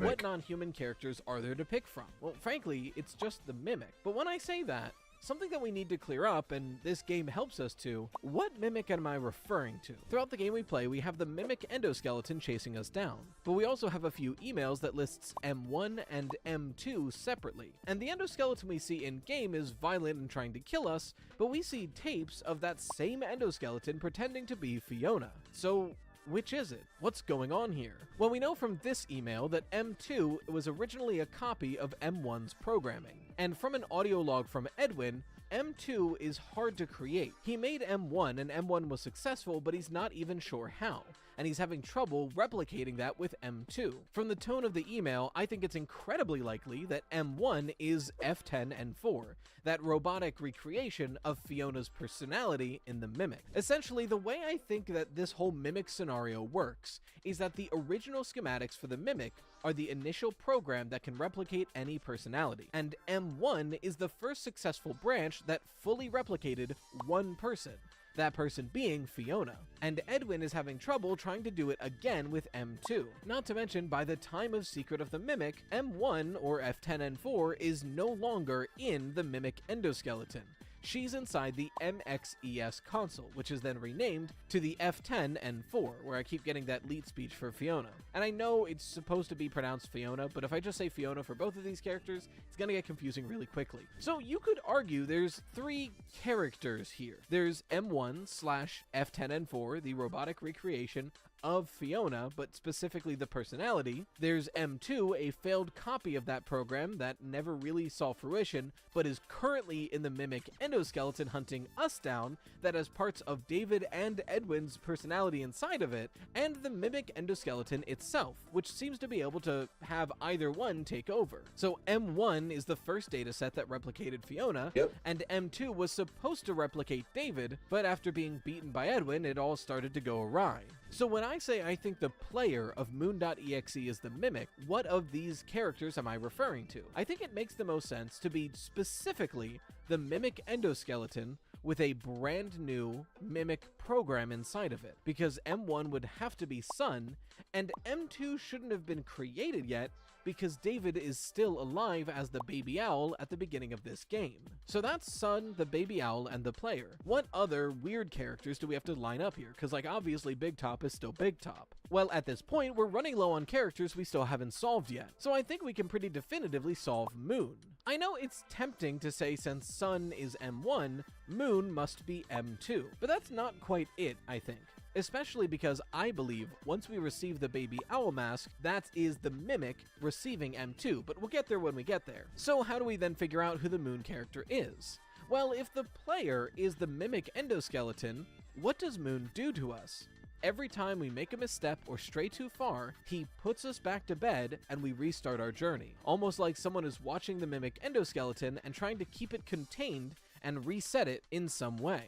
That, plus the fact that M1 or Sun is Fiona, leads me to believe that Moon in Moon.exe is meant to represent Edwin, someone who's keeping tabs on the Mimic, trying to keep it contained, and when is presented with the baby owl mask, bursts into tears. So I was right at the beginning. Look at that. I said it was like, it's about the Murray family. I just got the order wrong. Well, like I mentioned at the top, I think Moon.exe is the ideal scenario and storyline that M1 wants to see made real. It's all she wants, it's everything she wants, but it's also impossible. So what does M1 want? Okay. I believe M1 or F10 and she wants him, Edwin, to fix exactly M2. What she wants. She even tries to tell Edwin, but he's not having it. She wants her child back. Yeah, she wants David back. Of the Mimic that replicated Fiona, he essentially made a perfect motherly robot, a digital creation whose only purpose is to watch and take care of a child. And then due to Edwin's neglect, that child died. Imagine what this robot must be going through if your entire purpose for your entire creation is taken away from you. We even get a little bit of this in one of Fiona's best lines in the game when you're leaving on the elevator and she says, "I miss you, but I miss my child." I think Moon.exe is M1 telling Arnold through the system exactly what she wished could have happened. So then, what does this allegory mean in the real world if it's what M1 wanted to happen in the first place? Well, to figure that out, it's time to do some analysis. Some literary analysis! Thanks for hitting the subscribe button. The story of Moon.exe in the real world is, in my belief, as follows. We are the Mimic. Right now, M1 may or may not be inside of our endo. Nothing here is quite one-to-one with the real world, especially the beginning of this program. But right now we feel compelled to spend time with David, and we do so. We take care of him, play with him, feed him. It's almost like he's our own son. Almost. He isn't quite our son though, is he? We're a robot, he's a human. But M2 could be. M2 could be our real child, but Edwin isn't able to make it work. He was able to make M1, a version of the Mimic that became Fiona quite well, but making another persona from a copy of our own programming was proving too difficult. And it's at this point that Sun gives the player the owl mask, or Fiona gives something to the Mimic. What does that mean here? Well, if we're the Mimic and we receive the owl mask, in my mind this is a clear indicator that we receive the personality of David, right? A mask or disguise of like the baby mask owl. of David. But here's where things get confusing. When you receive the baby owl mask, the baby owl disappears from the game. If you ask Sun where it went, she smiles and said he flew away. And if you check her stove before you receive the owl mask and your baby owl is alive, her stove is cold and not being used. But after we receive the owl mask, her stove is on, and something on it smells like chicken. Moon.exe is directly implying that Sun killed the baby owl to make the baby owl mask. And following our allegory, that would okay, that's messed up. Whoa. mean that M1 killed David.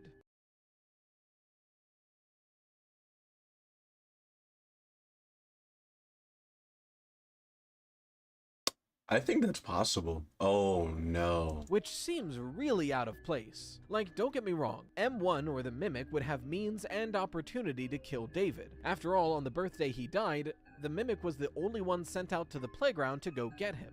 The playground that's right next to a very dangerous shipping yard that the Mimic could have just opened and let him inside of thus leading to the accident. But even though means and opportunity are there, there's not a clear motive here. As far as we're aware, like I mentioned, M1's primary objective is being a mother. And sure, David isn't technically M1's child, but in all the footage we have of M1, she treated David like her son, calling him darling, watching after him, taking him to birthday parties. So suddenly killing David seems very out of character. So then, if she did, why would she have? Well, I actually have an idea for this, but this video is already quite long and it's a whole separate theory. So you'll have to wait for a future video for my explanation, but I'll give you a teaser now. I think M1 figured out why she's successfully able to copy Fiona, and it has to do with going through her own memory banks and seeing her own creation. But meanwhile, M2 was not successful in copying whatever Edwin was trying to have it copy yet. And there's one key thing that made M1 successful that she might need for M2 to be successful. Regardless, back to Moon.exe, once we receive the baby owl mask, the moon cries when he sees us and we can get into the cave. Or rather, as an allegory, in M1's perfect version of events, once Edwin sees that M2 successfully copied David, Edwin is left powerless to stop us and we enter the factory. M2 then goes through this abandoned factory until eventually he finds enough pieces to build himself a body. Sun Moon, the daycare attendant from Security Breach. Now I want to be very clear. Yes, the visual depiction is just Moon. But keep in mind, the very next dialogue we get is Mr. Helpful literally saying, "You are Sun and Moon." But think about what this means. In Fiona's perfect version of these events, M2, once it realizes that it is Fiona's son, makes a new body for itself that's half sun and half moon. Literally a replica of a child of two people, half and half, pieces from both. And now that he's all grown up with his own body, he begins the journey to let Fiona out of Mexis so she can re-enter the Mimic and they can both live in the physical world together. So her perfect son goes through the Murray's Costume Manor facility and assists all of the animatronics in finding peace and finding rest, giving Big Top as many tickets as he could ever want, fixing Dolly's animatronics, visiting Chica and giving her that birthday party she's looking for. And eventually he makes it back to his home, where he finds the rest of his memories and is able to disable Cradle.exe, which lets Fiona out of Mexis, where she can re-enter the Mimic endoskeleton. He saves himself so he can go back and save his mother. And at the very end, when the story is over, Fiona talks to us, the player, Arnold, directly. She showed us this vision, and from how we responded to it, she is confident that we could be the ones to set things right and finally help M2 reclaim itself. And in doing so, she trusts us with the glitch permission that lets us get there. In other words, all of this, Moon.exe in general, seems to be a test for any Fazbear employee who walks in here, and Arnold just so happens to be someone who could have passed. Arnold could have seen M1's perfect scenario, responded correctly, and received the tools to make the best solution out of what is currently in front of us. But it's one that's impossible. Not only is that not what happens as Arnold goes through the facility and destroys several of these animatronics, but the only way to beat Moon.exe is to have every collectible. And one of the most important ones, the White Tiger plushie, only spawns randomly after you've beaten the game and start New Game Plus. It's a plushie that doesn't exist for Arnold. So unfortunately, Fiona's perfect story can never be. And that's why she's still trying to make it happen to this day, I think anyway. But that's just Moon.exe. What do the endings themselves mean? Well, that we'll probably leave for next week, because the endings themselves, I think, illuminate how we get to later games in the franchise. But for now, Moon.exe is a beast of enough itself. So what do you think? Did I hit the nail on the head? I would say so, yeah. I mean, you know, until other ideas come out, I'd say this one's pretty good. Now, it's time for ID's take on it.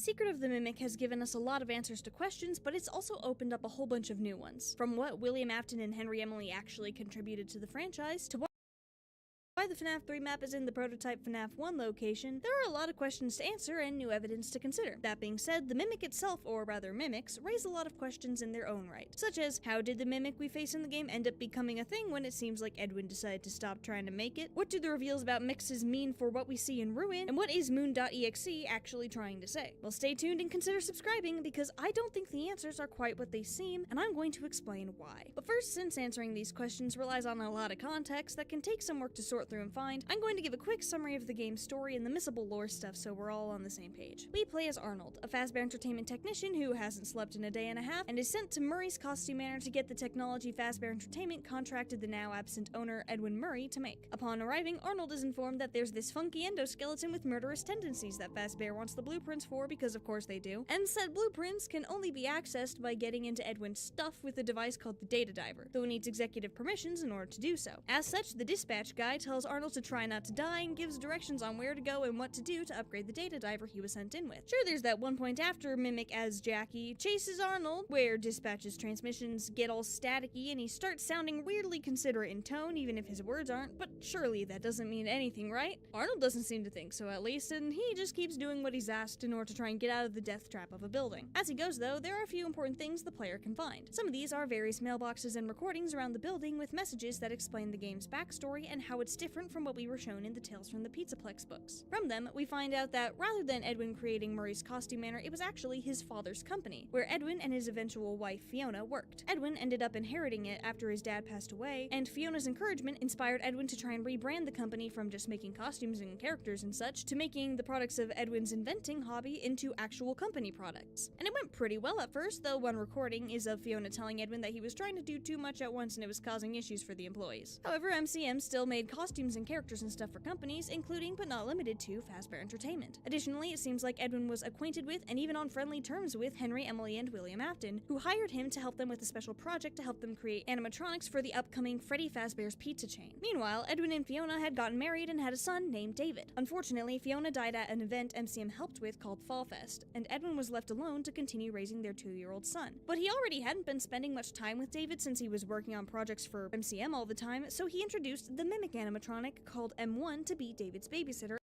Be right back. I'm gonna get a drink.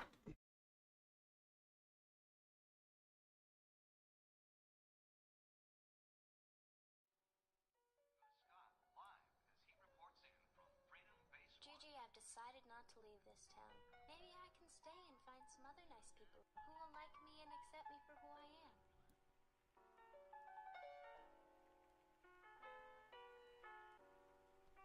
Trusting your spirit, yes, that's exactly what I'm talking about.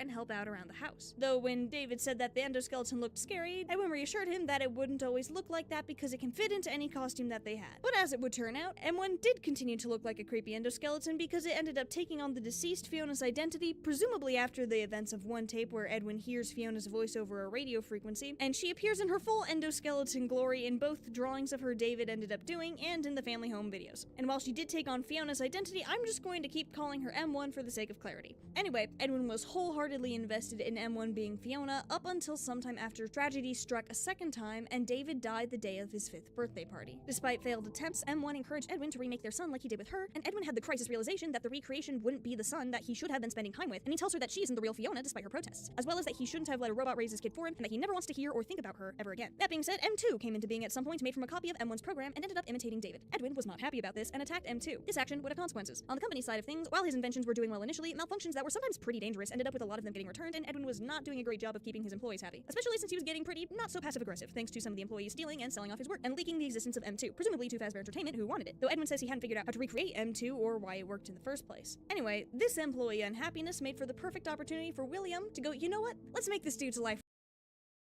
Check it out. But back to the topic at hand, while the general important plot points are relatively straightforward, there's some questions to be had about a lot of stuff we aren't outright told in regards to the mimics, mixes, and moon.exe. Some explanations have been suggested, but there are a few things I either disagree with, think are important to look at more thoroughly, or just haven't seen talked about very much. So with all that out of the way, there are a few specific questions I plan to answer in this video. First, how did M1 and M2 end up imitating Fiona and David when both of the people they imitated were dead by the time they were made? Second, That's how a good did question. M1 end up in the mixes machine, and what does that imply about certain events in Ruin? And third, what is the actual symbolism in moon.exe, and what does it have to do with the security breach daycare attendant? In regards to the mimic versions of Fiona and David, it would be easy to assume that Edwin intentionally built the mimic to take his dead family members' places along the lines of Henry and his robo-daughters in the Silver Eyes novel trilogy, but that doesn't seem to be the case. In M1's case, we know that Edwin introduced it to David as a stay-at-home babysitter, and considering he talked about it being able to fit into any costume, my guess is he originally made M1 to be a product for the company.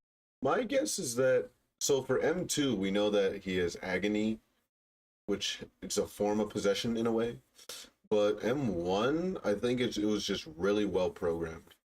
With that costume fitting in mind, until Fiona died and he needed a babysitter for his son. We also know that Edwin heard Fiona's voice over a certain radio frequency, presumably after she died, similar to how people in real life try to pick up on ghost speech through radio signals from devices called spirit boxes. Meanwhile, for M2, Edwin had already given up on trying to recreate David, and even on the idea that M1 was actually Fiona before M2 was even a thing, which combined with Edwin getting upset over M2's mimicry of David implies that Edwin didn't train M2 to act that way. So if Edwin didn't intend for the mimics to act the way they did, and he was able to hear Fiona's voice over a radio like a spirit box, what are the chances that they took on those identities because they were actually possessed by them? They would have both needed a template for the behavior of the people they supposedly were, and those people were both dead. If this is the case, that would make Edwin's treatment of them particularly tragic, since he wouldn't even know he was hurting his actual family, and it would explain the behavior of M1 and M2. Fortunately, or unfortunately, depending on how you look at it, I don't actually think this is a case of possession for a few reasons. For one thing, M1, despite claiming to be Fiona, acts and sounds noticeably different from her. Her manner of speaking is more mechanical, and rather than encouraging Edwin to be with his son like Fiona does in certain film recordings, she just goes along with Edwin leaving to go back to work. Meanwhile, the spirit box idea is understandable, but I think it's good to note that the dialogue we hear from what's supposedly Fiona's ghost is an imitated sentence from one of the tape reels in the game, where Fiona tells Edwin that it's great he has a new idea for an invention, but he's missing David's birthday party. Fiona's actual ghost would have no reason to repeat that line. However, a mimicked sentence coming from the mimic isn't too outrageous, and even explains how the mimic would have learned to copy Fiona. They had family home videos that it would have been able to see and attempt to imitate because it lived at the house. Plus, the mimic being able to communicate through radio isn't even new. It did so in the Tales from the Pizzaplex book series, which, despite being a different continuity, is still canon in terms of world mechanics. And in Ruin, the mimic might use a walkie-talkie to communicate with the protagonist when she's in the building, but it's somehow to get the message telling her to come to the Pizzaplex to her in the first place. As such, I don't think it'd be too outrageous for M1 to have figured out how to use the radio. So, did they ever address how the mimic is able to reach out to Cassie? It can use the walkie-talkie in the Pizzaplex, but like, no,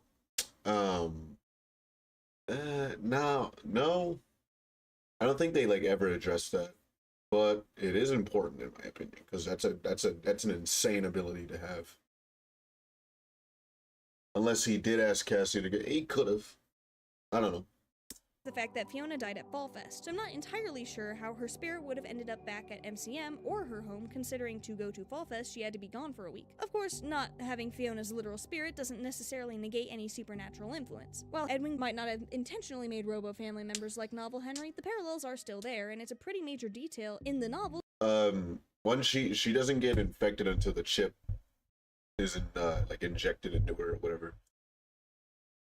That even Also, wait, what are you saying, Emma? Able to communicate through radio isn't even new. It did so in the Tales from the Pizzaplex book series, which, despite being a different continuity, is still canon in terms of world mechanics. And in Ruin, the Mimic might use a walkie-talkie to communicate with the protagonist when she's in the building, but it's somehow to get a message It's not, telling her but that's a to come different to story. Pizzaplex to her in the first place. As such, I don't think it'd be too outrageous for M1 to have figured out how to use the radio. Then there's the fact that Fiona died at Fall Fest, so I'm not entirely sure how her spirit would have ended up back at MCM or her home, considering to go to Fall Fest she had to be gone for a week. Of course, not having Fiona's literal spirit doesn't necessarily negate any supernatural influence. While Edwin might not have intentionally does.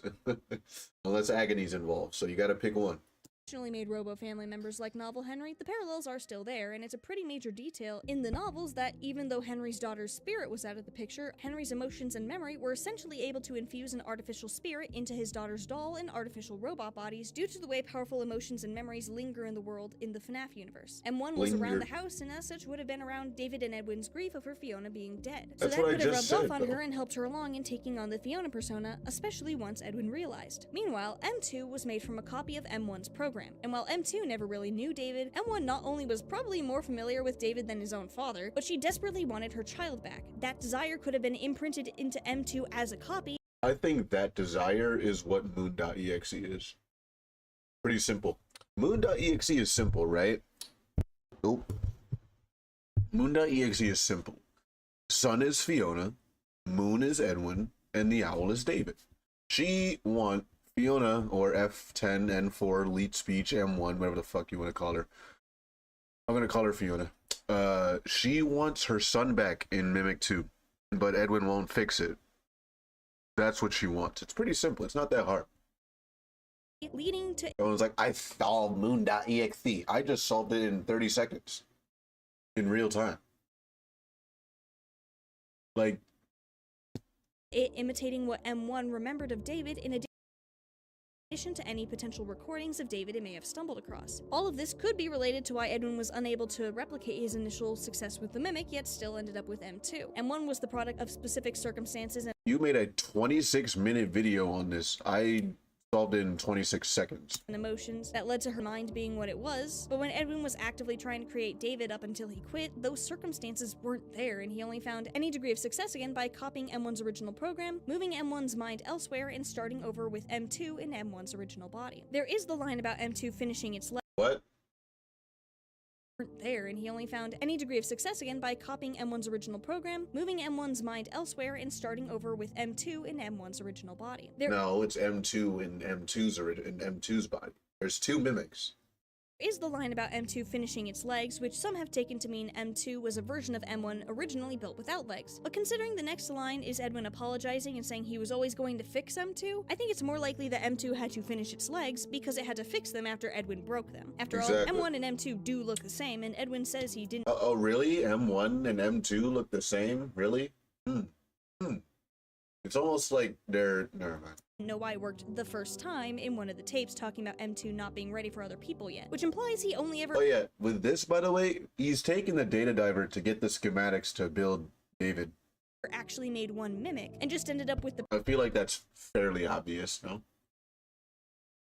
Or like he needs something in his office. proto-mimics on subsequent attempts in addition to M2. That being said, there's an interesting note in the game titled Memory Error that appears to have been written by the Mimic talking about how it and someone else were expecting, but then there were complications and it was unconscious for some amount of time, only to wake up as a happy family, but feeling as though something was wrong, questioning if it was really itself and saying it would never sleep again. Okay, I feel like that's confirmation Mimic is sentient.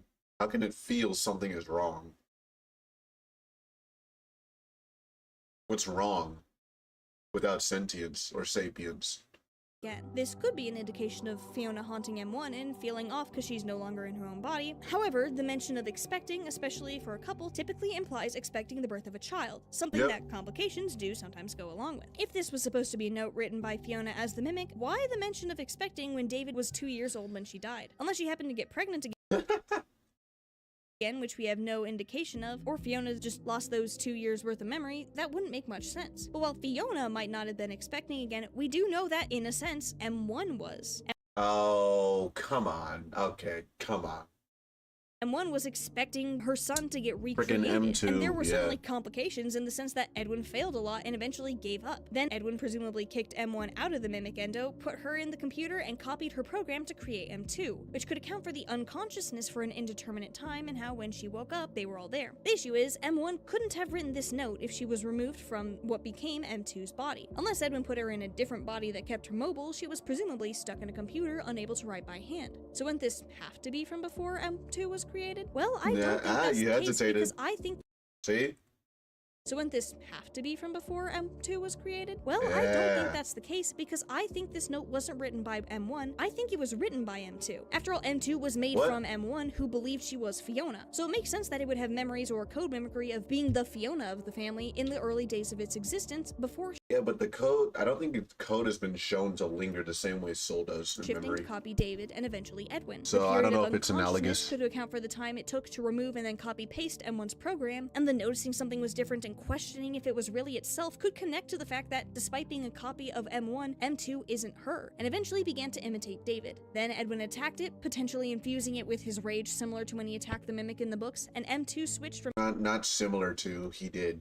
Imitating David to imitating him. He's there is similar also to the line about never sleeping again, and don't worry, I haven't forgotten about it. But I think the explanation for that particular line fits better in a later part of this video. Anyway, while that does explain how they would become the people they did, what's up with Fiona and Mixes, and what does that mean for Ruin, where Mixes and M2 later appeared? Because the thing is, M1 seems to be the one who gives Edwin the blueprints for a type of computer called the Cradle. That's bigger than one he's ever done before for the purpose of containing M2/David, and Cradle.exe is the program Mixes runs. Which means by the time the Mixes computer is created, M2 is presumably already in M1's body, and M1 is wherever Edwin stuck her afterwards. So would that mean that M1 was put somewhere else, gave Edwin the Mixes blueprints, and then got put into Mixes? Potentially, but it could also be the case that Edwin either incorporated whatever M1 was originally in when he built the Mixes computer, or since the computer is labeled Fiona and not Mixes at this point in time, he just reused or otherwise modified her as the primary computer and built an offshoot for the program to handle the rest of the computing power. Which could be why it requires an entirely separate console to activate, the Cradle program. Plus, technically speaking, computers are just machines that do what they're programmed to do. In order for the Cradle to do what M1 says it'll do, it needs that programming, and it could be that that is what the blueprints are technically for. Rather than being blueprints for the physical structure of the Cradle, they could be software blueprints, and yes, I checked, those are a thing, that would just require more computing power than any computer Edwin had built before. While this does make the phrasing of building the Cradle a bit weird, it would make sense considering Cradle is the name of the program, while Mixes and Fiona seem to be the names for the computer. Besides, with the way the rest of the message is phrased as essentially a parent protecting and setting boundaries for a wayward child, using the phrase of building a cradle could be similarly drawing from the idea that with an actual human child, a cradle is something that's built, not programmed. I could be wrong, of course, but I think it would make sense. Either way though, the reveal of M1 in the Mixes computer is super interesting and puts the events of Ruin into a whole new light. The entirety of Ruin, the Mimic is luring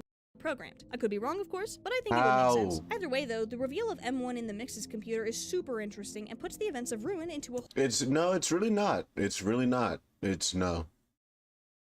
Whole new light. No, it doesn't, because that's no. It's in a different location. He just moved it and changed the program.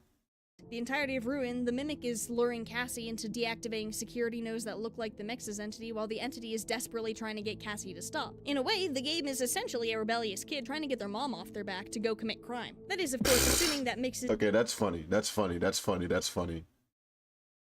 Is essentially a rebellious kid trying to get their mom off their back to go commit crime. That is, of course, assuming that Mixes still has the Fiona persona, though. It is entirely possible that in the, 50-something years between Secret of the Mimic and Ruin, that M1 dropped her preference for the Fiona persona. After all, the label on the machine by that point is Mixes instead of Fiona, and the entity looking like a blue rabbit could mean it's incorporated like Bonnie or Glitchtrap into its persona after being wired into the Pizzaplex. It would be wild if this was connected to Glamrock Bonnie being dead, but who knows. Honestly, I don't think we've seen enough of the Mixes entity to see if it still believes itself to be Fiona. Regardless of who M1 currently considers itself to be, though, I think this could finally answer a couple questions about Gregory at the end of Ruin. He mentions not being... Can you quote that? What the fuck? Like what? Let's run that back. Crime. That is, of course, assuming that Mixes still... the names for the computer. Besides, with the way the rest of the message is phrased as essentially a parent protecting and setting boundaries for a wayward child, using the phrase of building a cradle could be similarly drawing from the idea that with first, since the computer is labeled Fiona and not Mixes at this point in time. There you go. Yeah, wait, that was funny. Rather than being that would just building the cradle a bit weird, it would. Besides, with the way the rest of the message is phrased as essentially a parent protecting and setting boundaries for a wayward child, using the phrase of building a cradle could be similarly drawing from the idea that with an actual human child, the deal of M1 in the Mixes computer is super interesting and puts the events of Ruin into a whole new light. The entirety of Ruin, the Mimic is luring Cassie into deactivating security nodes that look like the Mixes entity, while the entity is desperately trying to get Cassie to stop. In a way, the game is essentially a rebellious kid trying to get their mom off their back to go commit crime.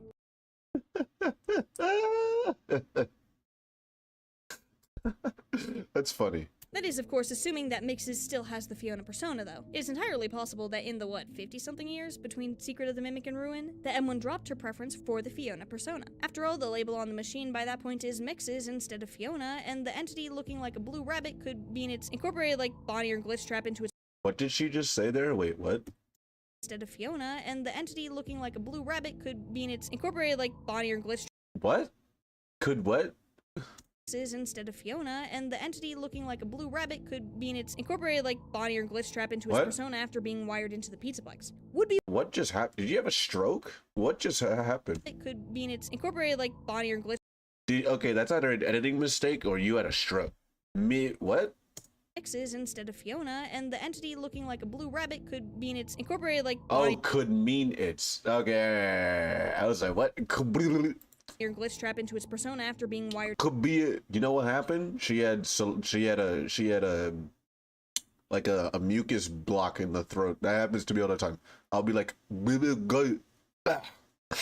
and then I'll speak normally. Into the Pizzaplex. Would be wild if this was connected to Glamrock Bonnie being dead, but who knows. Honestly, I don't think we've seen enough of the Mixes entity to see if it still believes itself to be Fiona. Regardless of who M1 currently considers itself to be, though, I think this could finally answer a couple questions about Gregory at the end of Ruin. He mentions not being at the Pizzaplex and that a friend has building maps, but the static cuts out whose instructions Cassie's supposed to be following, and it's Vanessa.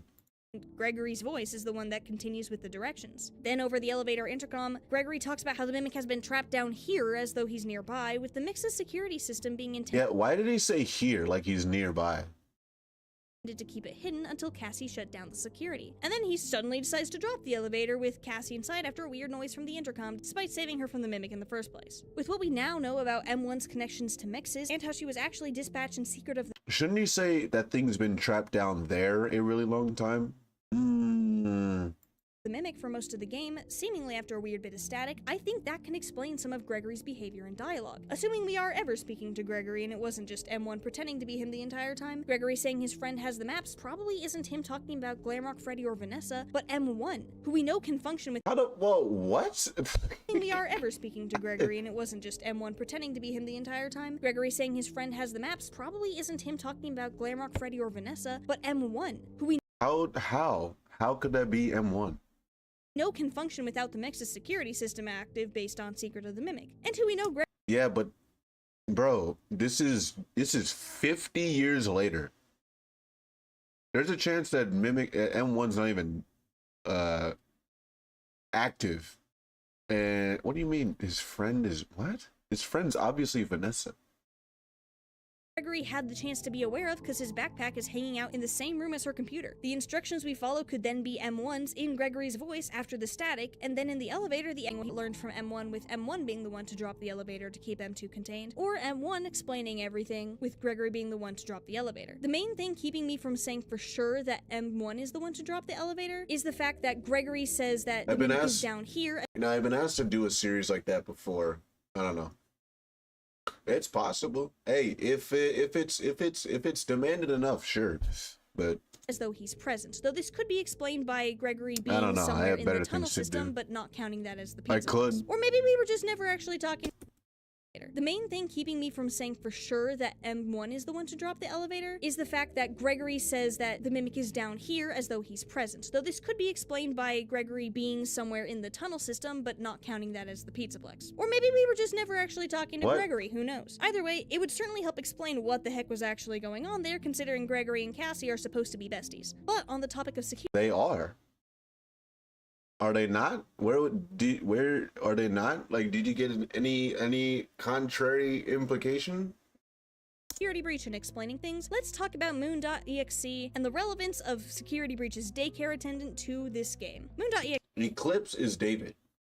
is interesting because not only is it tied to the best ending of the game, but there's a lot of symbolism and implied storytelling. You play as someone in their bedroom and can interact with various pieces of the environment to find things and get interesting narration. For example, the desk has a letter to Moon asking him to bring back the sun, and trying to go to bed gets the narration that you don't ever want to go to sleep again. If you don't use the correct items to do things in the correct order, you can get caught by an old-fashioned version of the Moon character who forces the protagonist back to bed, though he does sometimes also mention being too busy. Doing the right things, though, allows you to progress through the game. And as you go, there are a lot of allusions to actual things and people outside of the minigame, such as statues of a Oh really? Oh really? It's almost like, never mind. I'm being so petty. couple where the woman has been burned and a man is wearing a bow tie, presumably in reference Fiona died at Fall Fest, we know. to Fiona and Edwin, and there's a line of narration about Fredbear's being our favorite restaurant. This starts to make some sense though when, as the game progresses, you save a baby owl from an alligator and find an old woman owl in a is cabin David. named Sun, who instructs the player to fix masks of Freddy, Bonnie, and Foxy. Sun Doing is so will Fiona. reward the player with a baby owl mask that will trick Moon into thinking the player is the baby owl. The baby owl then disappears as Sun says he flew away, but it's heavily implied that the owl ended up in the household oven. I should probably also note the fact that Mix's Fiona's screens around the computer show Sun's face from this minigame. There's The game your is very proof. unsubtle about who Sun represents, fortunately. Anyway, wearing the mask leaves Moon in tears, and you can progress into a cave where you can find a baby owl statue, which the narration describes saying you'll bring him back no matter the cost. That is reference to Edwin fixing the David bot. M2.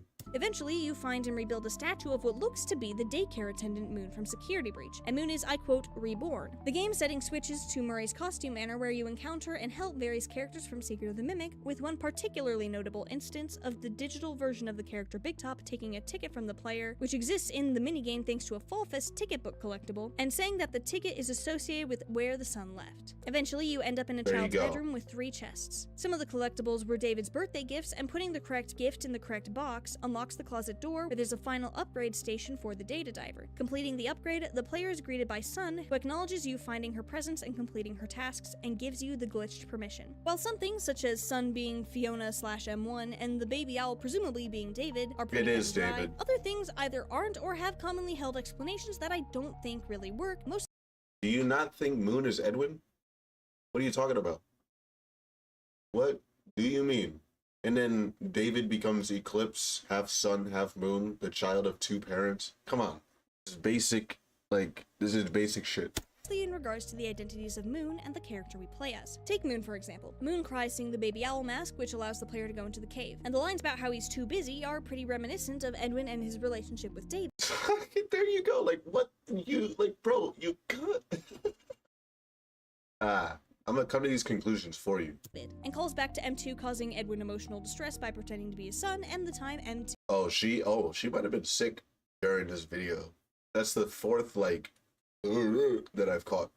Imitated lines that Edwin had where he said that he was too busy. Throw in the fact that Edwin is Fiona's husband, and how Sun represents Fiona as well as M1, what with the ticket for Fall Fest being where the sun left and Fiona died, and a lot of people believe that it makes the most sense for Moon to represent Edwin, the moon to Fiona's son. From there, our player character would be M2, who is intended by the sun to bring back the baby owl David, with Moon.exe being Sun's or M1's way of bringing the baby owl David back, with the instances of Moon forcing the player back to bed connecting to Edwin's treatment of his son and M2. While that explanation does make sense at first glance, it doesn't account for some Are you okay, Emma?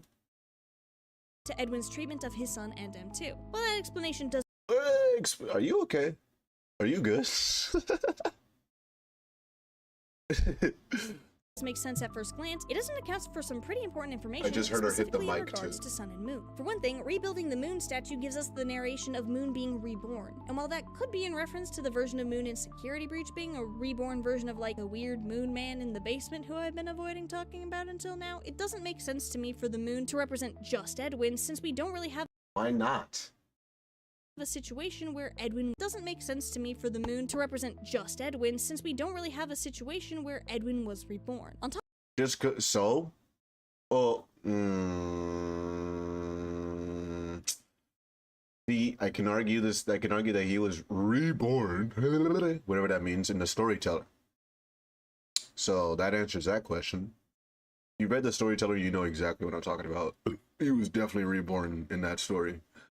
So yeah, so ID or Emma, you do this a lot. You find one thing that doesn't match, but the other 99 do, and so you go like, oh no, that can't be it. Now one thing doesn't match, it must be 100. Top of this, if you talk And that's extremely dishonest and fallacious, can I just say? to Helper in the MCM area of the minigame, he says, you rebuilt yourself, but now you are split in two. Moon and sun, destruction and life. This could be talking about Edwin and Fiona's marriage, I guess, but the thing is, we aren't talking about the literal sun and moon here. We're talking about the characters. And in Security Breach, the daycare attendant is a singular animatronic. Did you just, wait. This could be talking about Edwin and Fiona's marriage, I guess, but the thing is, we aren't talking about the literal sun and moon here. We're that line doesn't even make sense. Why would we be talking about the literal sun and moon?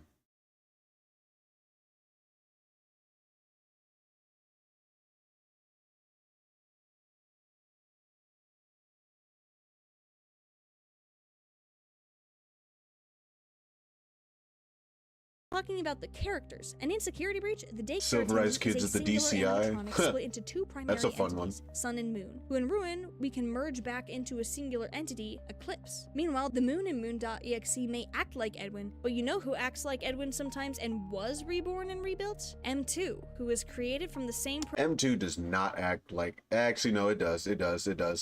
I was wrong, it does. Program is M1, who we know is represented by Sun, just as Fiona is. It like just like taunts him and sarcasms are two him. different personalities, they're technically the same entity. M1 and M2 came from the same source code, but took on separate identities, with M1 becoming Fiona, and M2 initially trying to copy David, only to end up copying Edwin. This connection only gets stronger. It didn't copy Edwin. It copied his rage. With the knowledge that one of the endings for the game was apparently going to be locking M2 into the Edwin persona instead of the David one, which would end up with M2 grieving his son, which is reminiscent of how Moon cries when he sees the baby owl mask on the protagonist. Oh, Speaking of the protagonist, Helper tells them that they rebuilt themselves. Not only that, but there's the narration at the side of the baby owl statue about how you'll bring him back no matter the cost. And there's that one interesting detail at the beginning of the game where the player character says that they'll never go to bed again, just like the memory error note where the author says they would never sleep again. If Sun and Moon are M1 and M2 as Fiona and Edwin, then that makes us, the player, Eclipse, the original whole Mimic program before it. What? The player is Eclipse? No. The player is the Mimic. I have 10 reasons why, but that's for another day. Took on the identities of Fiona, David, or Edwin specifically. Eclipse was split into Sun and Moon, just as the original Mimic program was split into M1, who took on Fiona's identity, and the version of M2 that eventually became David, and then Edwin. The player is— It didn't become Edwin, dude. That didn't happen.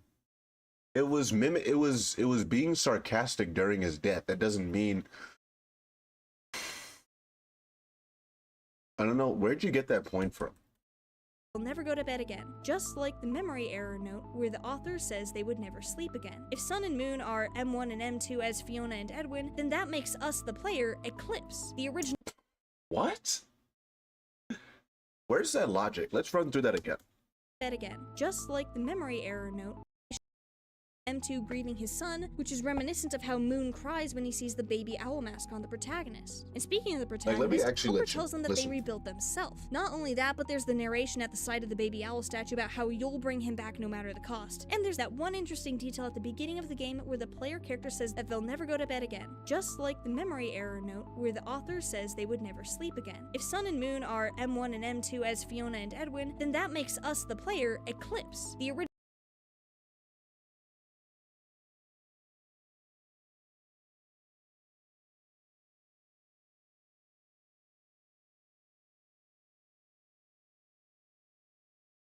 This thing on? What? Hello? What?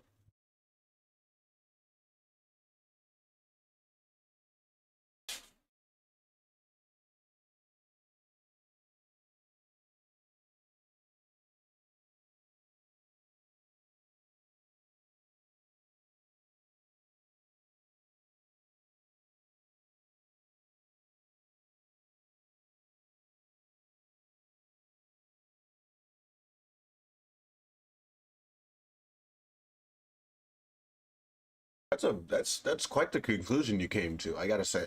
original whole mimic program before it took on the identities of Fiona, David, or Edwin specifically. What? How many? Whoa. How many do you think there are?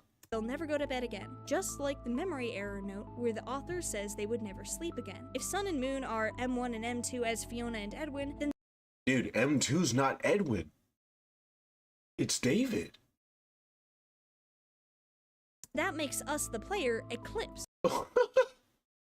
Wow. M2 is not Edwin, it's David. Brothers. The sister. Original whole mimic program before it took on the identities of Fiona, David, or Edwin specifically. Eclipse was split into Sun and Moon, just as the original mimic program was split into M1, who took on Fiona's identity, and the version of M2 that eventually became David and then Edwin. No, it didn't. Where'd you?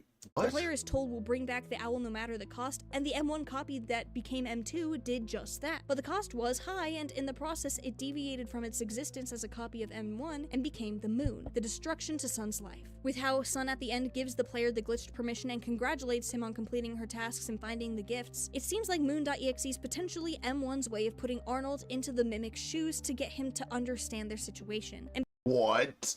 Wait, that's your conclusion?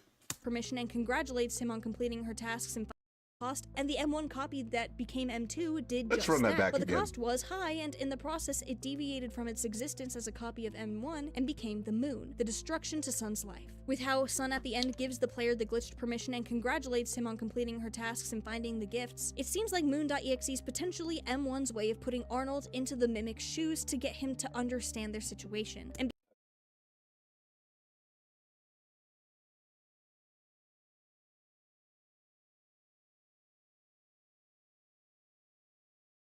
night, y'all. That's it. That is. I'm kidding. All right, I'm kidding. But like, brother, where are you concluding that M2 is Edwin? He mimicked him. He imitated him in a sarcastic manner during his death. Be able and willing to help restore This ending disproves M2 and bring her son back. Bring up the ending that disproves you as evidence. Oh my god. Guys, like, what is going on? Oh, bro. Oh my god. I'm gonna age 30 years in this stream.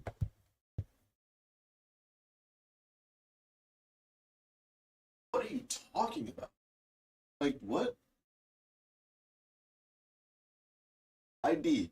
I like you, bro. We're friends. We've talked. We talked countless times.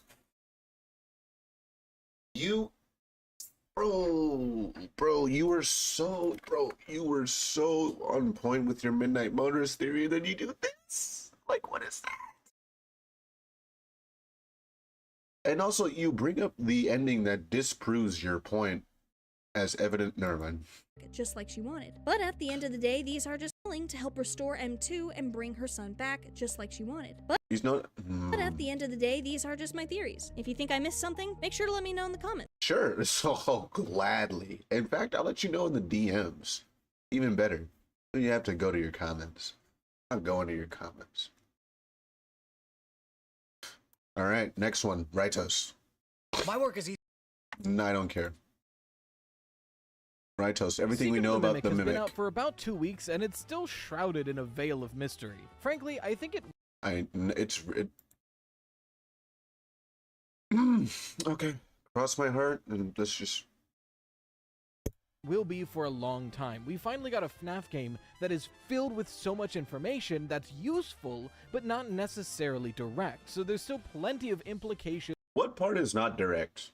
Please tell me. Speculations we have to make. But one of those mysteries that I think we can, for the most part, answer right now is, what exactly is the Mimic? And I don't just mean like, what is this endoskeleton, but how was it created? Why was it created? And why is it a problem now? All of those questions were answered in the game. Did you play the game? And if you played the game, did you pay attention? All of those were answered. Every single one.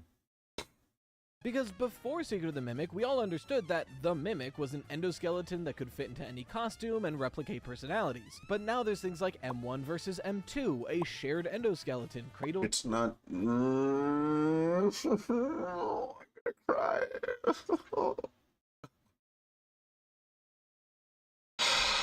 Wow.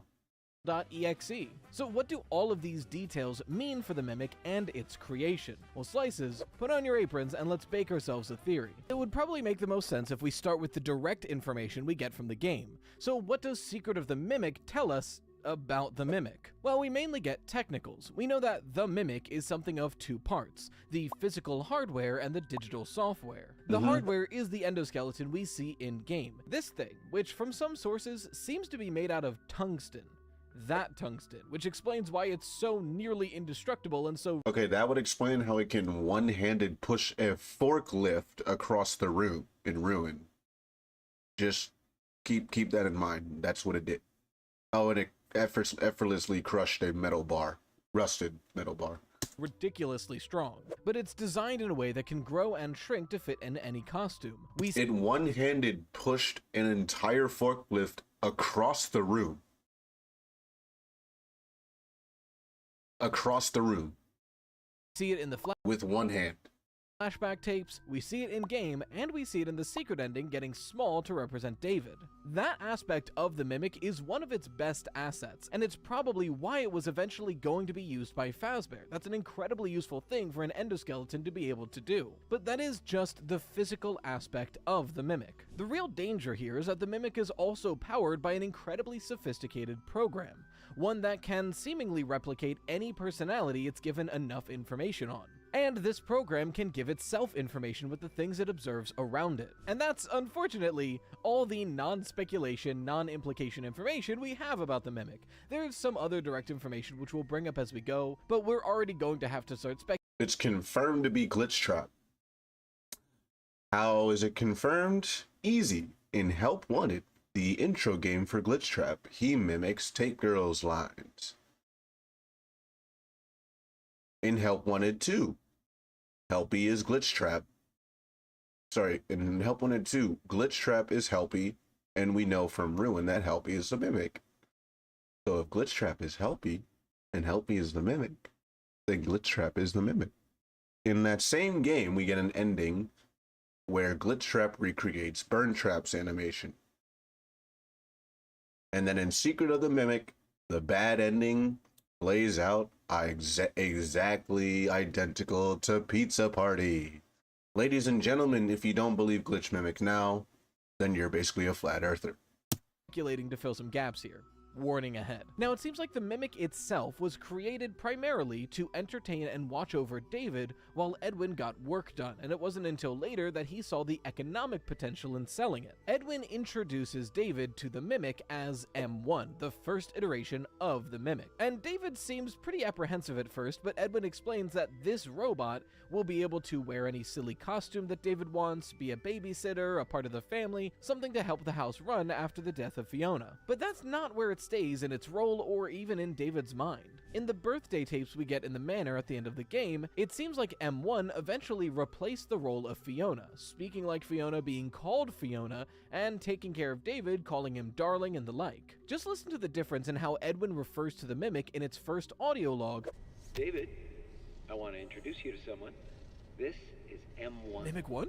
Why does it look like that? Look like what? It's scary.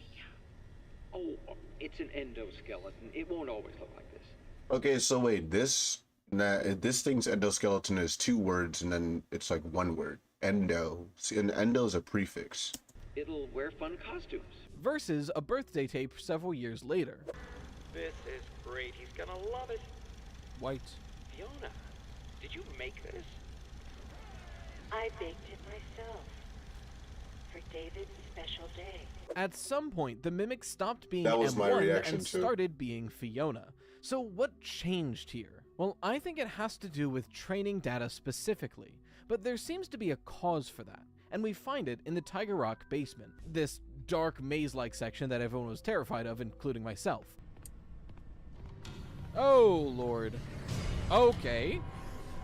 But in there's a secret room off to the side. If you backtrack with Okay, when I got to that section, I think I'll pull up the clip later, but when I got to that section, I was just like, nope, and then I logged off the game.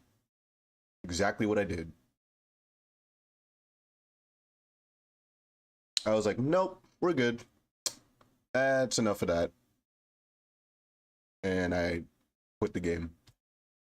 one of the nightlights, which lets you into a mimic-themed workshop with this audio log that I'm just going to play in full. Note, all the other audio logs, as far as I'm aware, say 1, 2, 3, 4 on their frequency, but this one says 4625, the same number. The same numbers on the mailbox in the Help Wanted 2 and a number update. That's referred to a couple more times in this game. Regardless, listen to this audio log. The best mattress. That's a hilarious ad, YouTube. You guys are so funny.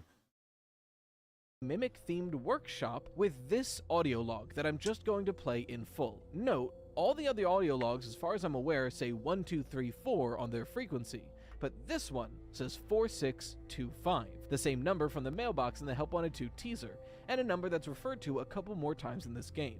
Regardless, listen to this audio log. Recording. Test. Levels are good.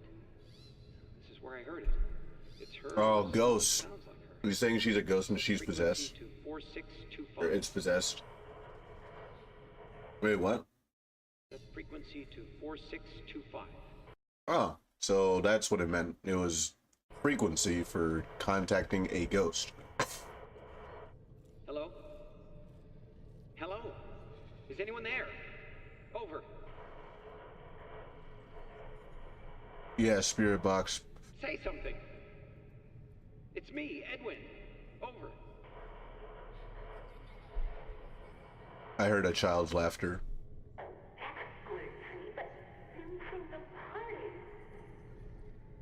So, what is this? It's a ghost.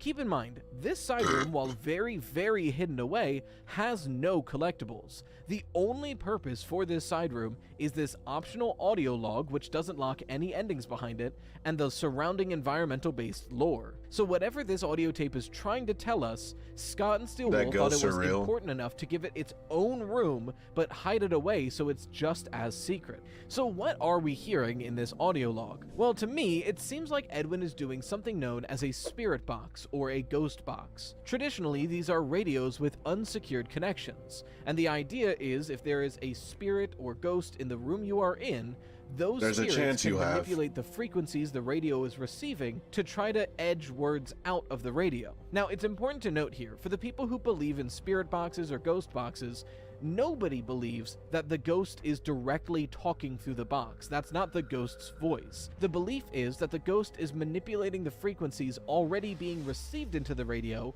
to pluck out specific words already out there and play them. In other words, imagine if I was using a spirit box, and at the time I'm in the room, there is an AM radio signal that's broadcasting this message. And so the world was cleansed, as the flood killed the non-believers many years ago. Mark did not like that impression. It's summer, all right. You can tell I'm already sweating. There's no AC in this office. Now imagine at the same time there was another signal that was playing this interview clip. He may just be another man to you, but not to me. Now, in the theory of the spirit box, a ghost could manipulate the frequencies of this radio to play specific portions of those signals at any given time. So if a spirit wanted to, theoretically, you would hear this from the spirit box. Man killed me many years ago. Fair point. Again, to be clear, in the belief of the use of a spirit box, it is not the ghost speaking through the spirit box, it is the ghost using the frequencies of the radio and the pre-recorded messages within it to play specific words. Here's the actually best way to describe it. Remember Michael Bay's Transformers movie? Yeah. How Bumblebee talked with the radio. Kind of like that. So I bring all okay, see, yeah, now it makes sense. Now it makes sense. Call me brain rotted, call me cooked, whatever, but now it makes sense.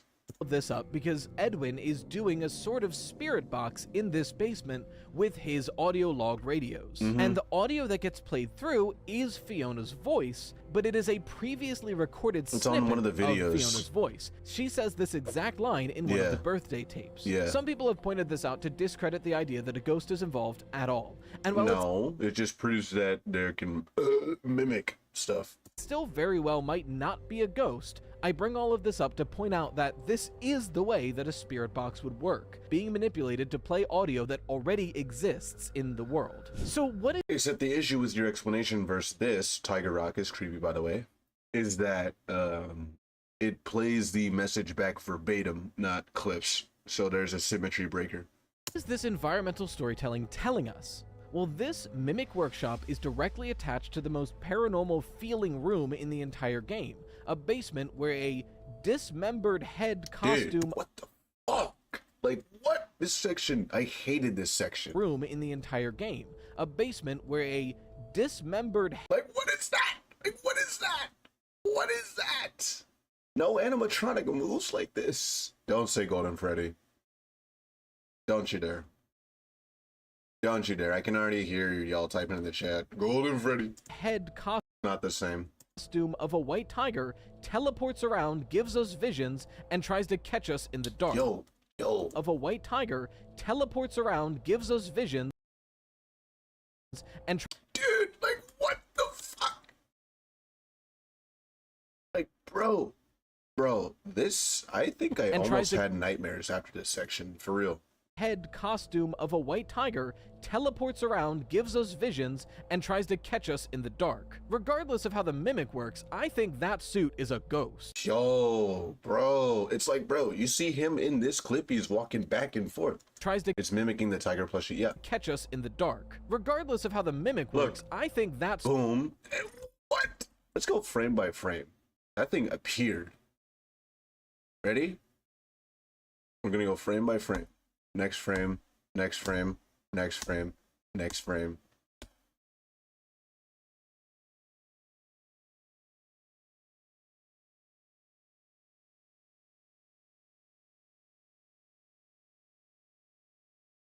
Come on. Come on. Bam. Bam. Previous frame, next frame. Previous frame, next frame. Previous frame, next frame. Bam. I think that suit is a ghost. That play audio that already exists in the world. So what is this environmental storytelling telling us? Well, this Mimic Workshop is directly attached to the most paranormal feeling room in the entire game, a basement where a dismembered head costume of a white— Dismembered? What about this? Entire game, a basement where a dismembered— What about that is dismembered? Anyone? Does that look dismembered to you? Head costume of a white tiger teleports around, gives us visions, and tries to catch us in the dark. Regardless of how the mimic works, I think that suit is a ghost.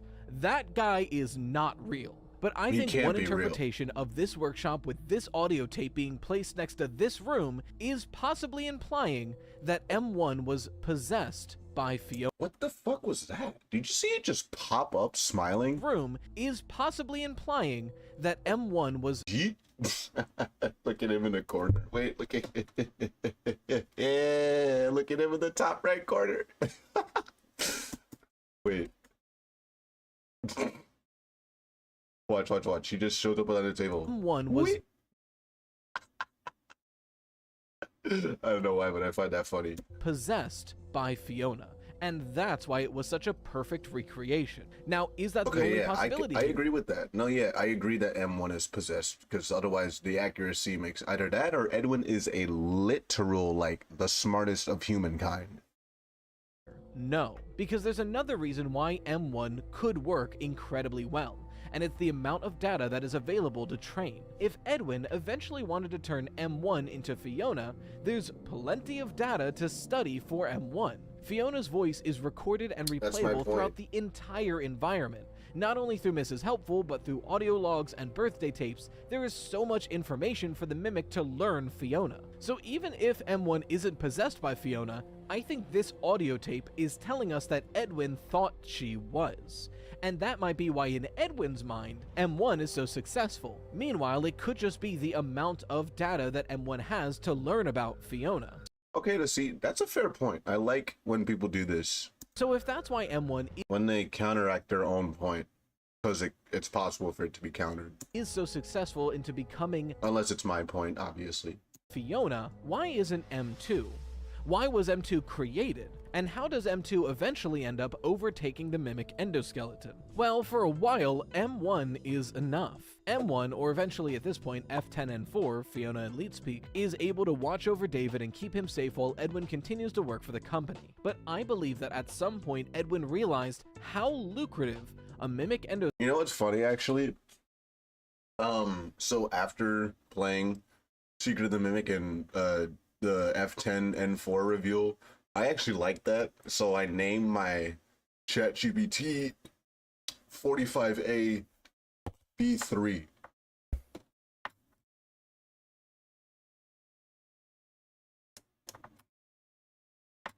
I'll put in the chat.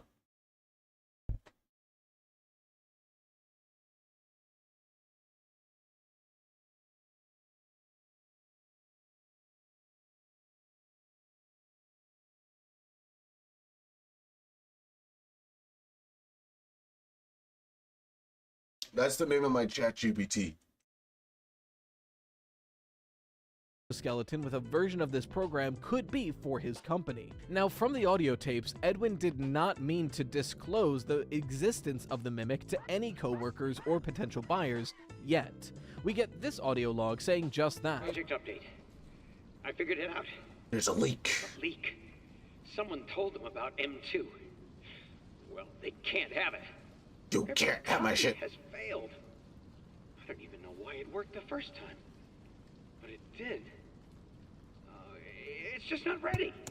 Okay, from a logical standpoint, the only reason that the copy didn't work is because there's something in the original that there's not in the copy, aka Ghost. Do you know what's really fun? Oh, piss off. You know what's really fun? Refreshing the page and skipping the ads. Audio log saying just That's really fun, right? I figured it out. Right, YouTube, right? Yeah. There's a leak. Someone told them about M2. Well, they can't have it.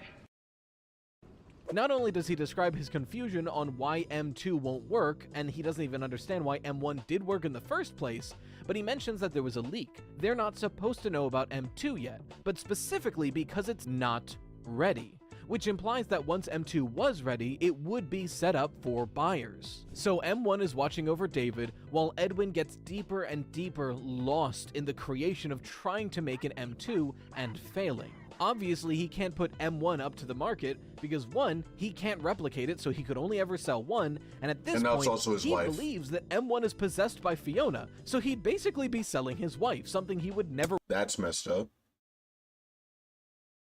want to do. But eventually, on David's birthday, he sneaks out of his playground and dies in the shipping yard. This is never directly stated, but we know for a fact from an audio log that the playground is right next to the shipping yard that's incredibly dangerous, but Edwin says it's fine because he'll watch him. And then we know from the last birthday tape we get in the manor that him and M1 were preparing David's birthday and nobody was watching him at the playground. So it seems very likely— This is a tangent, but I think that M1 killed David. Likely that this is where and how David died. And it's at this point that M1 begins to pressure Edwin into making M2 into David. We hear this audio log right before we go to the manor. Edwin, it doesn't make sense. It's terrible, and there's no logic behind it. It's just like, it's terrible and there's no logic behind it, just like your arguments. So, yeah, that's one and the same. It happened, and you have to deal with it. You did it before. We can fix things together. I am here to help. And it's very clearly M1 trying to manipulate Edwin into making David as M2, which that further proves my point. I'm not blaming M1 here. Let's be super real about this. Edwin made a robot and then trained it to be a perfect replica of his late wife. He essentially made a robot whose primary directive is being a mother, and then due to his negligence, his son dies, and now this robot he has created has no purpose anymore. It is made for one thing and it can't do that anymore. Imagine the frustration and existential crisis that I'm gonna say that's an existential crisis out the ass. One must be going through at this point. But eventually, Edwin refuses. He stops and realizes that none of this is healthy and that this M1 robot isn't Fiona, and none of this is healthy, so let me seclude myself further. M2 wouldn't be David. Now, he then goes on to blame M1 for his bad parenting, which, look, I got problems with Edwin. He's a shitty dad in every universe. But he at least realizes that this isn't real and this isn't healthy, and refuses to turn M2 into David. I believe it's at this point that to distance himself from M1's personality, he builds the Mexus console, the mechanical X-Form experimental storage console, and places Fiona's personality and M1 inside of it, locked away deep in research and development somewhere he can avoid it. And that's when he takes the mimic endoskeleton and the remaining blueprints for M2 and goes to the manor to try to finish this project. In his mind, still, if he can perfect M2 and make a good replicable mimic, then he could sell that at an amazing profit and save the company. And he needs to distance himself from the distraction of M1 that he's created. Eventually, as he's working on M2, he has this free mimic endoskeleton now since M1 is inside of Mexus. And I believe that it's at this point that he puts M2 into the mimic endoskeleton, hoping that maybe this is the secret sauce he can't figure out. And it does work. There's two endoskeletons.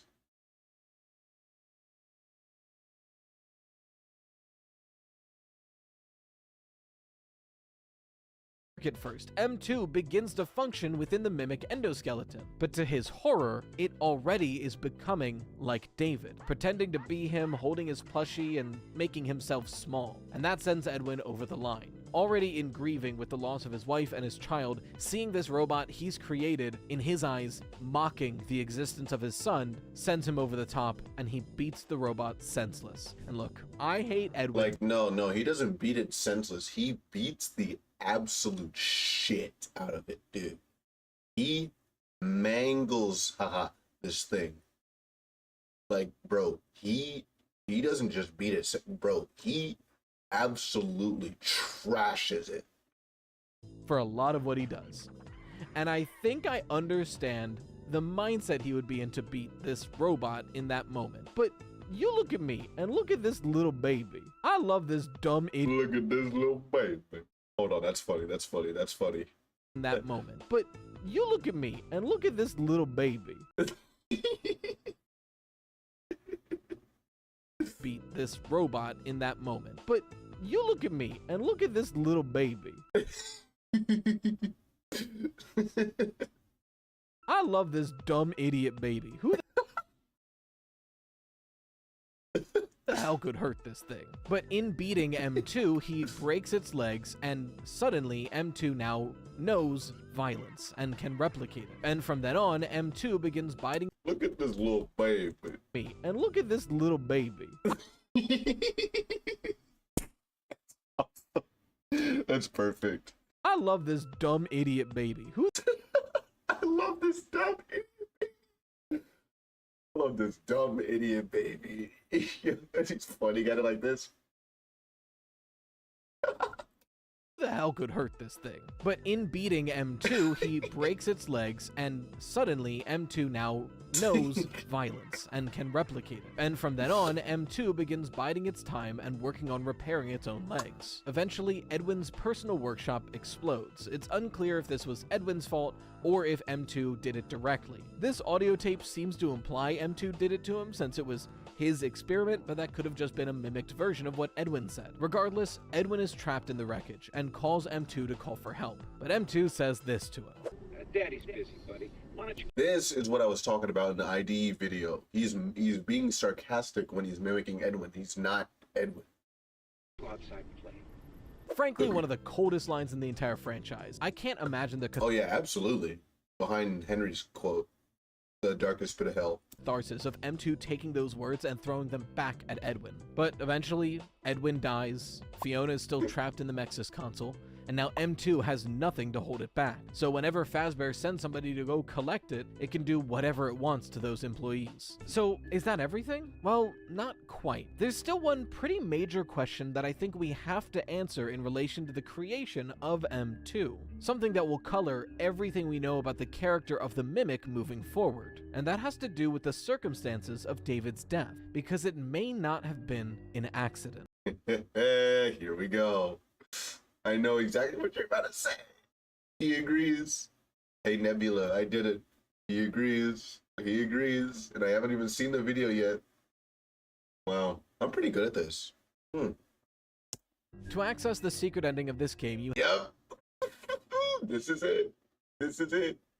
have to play something called Moon.exe, which is an old-styled point-and-click adventure. I made a whole video explaining this entire allegory last week, which you can find right here. But the long and short of it is that I believe Moon.exe is an allegory to the creation of M2, and then Fiona's perfect version of what happens to M2 after. Something that would make M2 into her perfect son, so her and M2 can live together forever. But because I believe Riley, say it.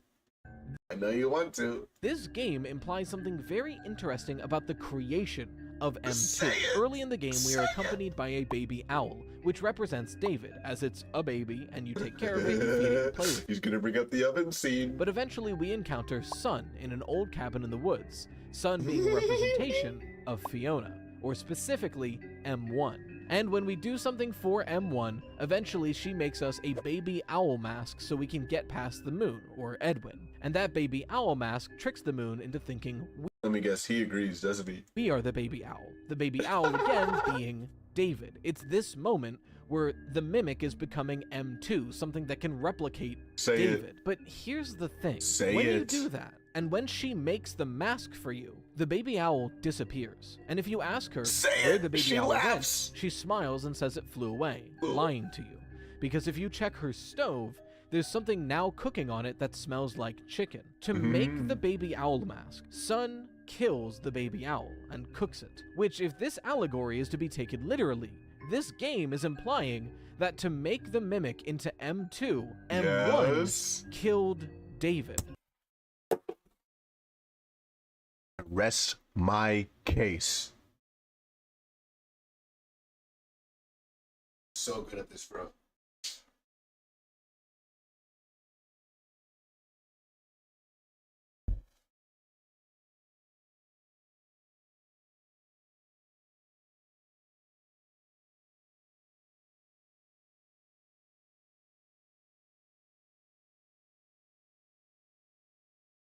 I am a god amongst men.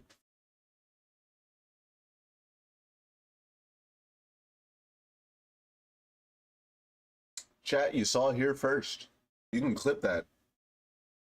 Clip that.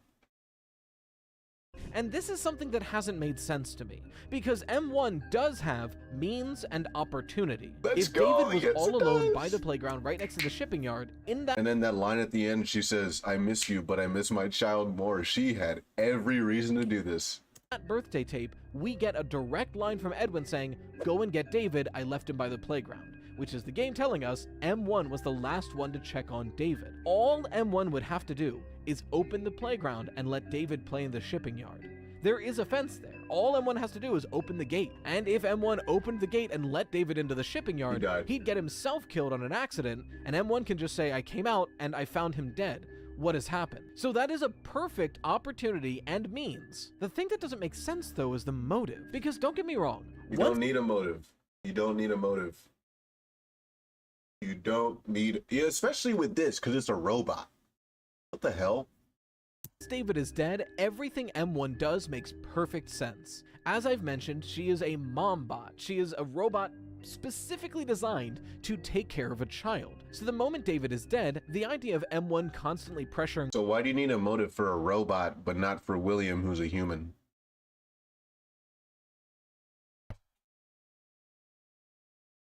Hmm? Exactly. Edwin to make M2 into David again so she can take care of a child again? That makes perfect sense. We know that the robot he created cares more about being a mother than anything else. We get the line, I miss you. Oh my god, I did it again. I did it again.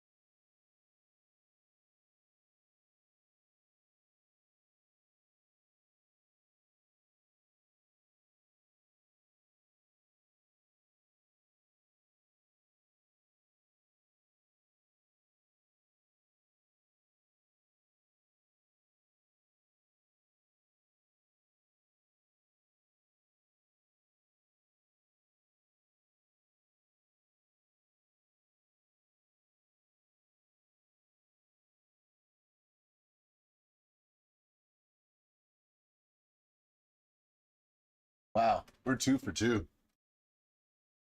Damn. 2 for 2. I should become a FNAF theorizer. I miss my child. this is M1's primary directive, and Edwin took that away from her once David died. But if all that is true, why would she kill David? Because as To get her child back. far as the tapes we have go, M1 treats David like her own child. She calls him darling. She looks after him. But he's a human. If the Moon.exe game is to be believed, she fed him, played with him, dressed him, pet him. So why would she turn around and kill David just to make M2 work? Well, here's my current hypothesis. And here we go.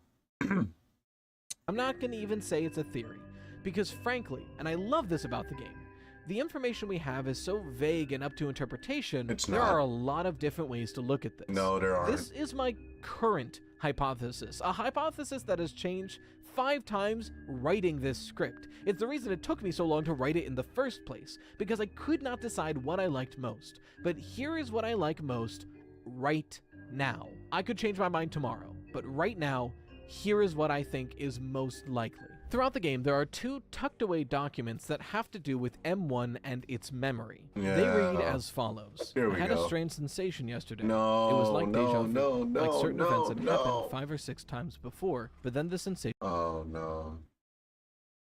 This is exactly what ID was saying. was gone, and I got back to work. Sometimes I wonder if something is wrong with me, but I don't have time for those questions. And memory error. Detail report. We were expecting. There were complications. Consciousness was lost for an undetermined time. Once I woke, we were all together and happy, a family, but something was different. I felt wrong somehow. Was I me? I would never sleep again. Corrupted file suspected. Please advise. I believe these are reports of M1 going through her own memory drives. Because here's the thing. These memories didn't happen. This second note seems to say that Fiona died in childbirth and M1 awoke. But that's not true. We have audio logs, tapes, and a photo showing that Fiona lived through childbirth and died at Fall Fest later in David's life. But for some reason, M1's memory said it lost consciousness during childbirth, but she's fine and here again. So what is going on? Well, I think the books themselves can explain this. What? Oh, no, not that book. The novel trilogy. Okay, yeah, I was like, what? I was like, huh? Books, Henry creates a robotic replica of Charlie after she's killed by William Afton. Oh my god. So you're gonna say he did the same thing? He poured the memories into the dog and yeah, that's exactly what ID said. But so that the robot can live a normal human life, he implants false memories into the robot. Yep. Specifically ones where instead of Charlie being abducted, Sammy, her brother, was abducted and It's the Henry Charlie bot thing, pretty much, with a little twist. died, and she's the one who survived. I think Edwin tried to do that with M1 to further make it replicate Fiona correctly. And I think these documents show that What do you mean tried to do that? Henry did it unintentionally. What are you talking about? whatever Edwin did was not done well enough, because M1 started to have these strange sensations of deja vu, these strange recollections that didn't make sense, and started to suspect that her own memory file was corrupted or not complete. So then why was M1 digging through its own memories? I think that's twofold. One, I think it's completely natural as any creation to try to understand what you are. Yeah. But during this time, Edwin is struggling to create M2, and he keeps recording that he doesn't even know why M1 worked in the first place. I wouldn't doubt if, to assist Edwin, M1 tried to decipher herself and figure out how she was made so she could help Edwin. And if she was going through her own memories and all recorded media about her creation, there's a chance she found the tape where Edwin thought he was spirit boxing with Fiona. And if M1 found that, and like Edwin, believed that the reason M1 works is because Fiona is possessing M1, then M1 could have came to the conclusion the reason it works is because it's being possessed by Fiona. And like but like what is... Likewise, that's why M2 isn't working. There's no one around to possess it. So if M1 isn't possessed... Wait, what do you mean? You said David died in the shipping yard. What are you talking about? And if alone together is to be believed, his ghost should be around. So you're wrong again. It's okay, but like, not wrong again, but like, you gotta remember lore from other stuff. By Fiona, but instead is a cold, calculating, logical robot, and knows that, well, Edwin is trying to make M2. His ghost should be around, though. He hasn't found his body, so alone together is correct, and then, so like, it should still be around. Why do you think it's not? Which is a copy of my program, and would be my child. All Edwin needs is the spirit of someone to possess it. What better than the child I'm already looking after? I will simply allow it to die, so it can possess M2, work correctly, and we can all be a happy family.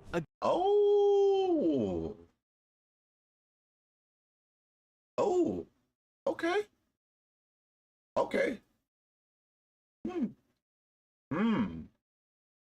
But that banks on everything else you said being true.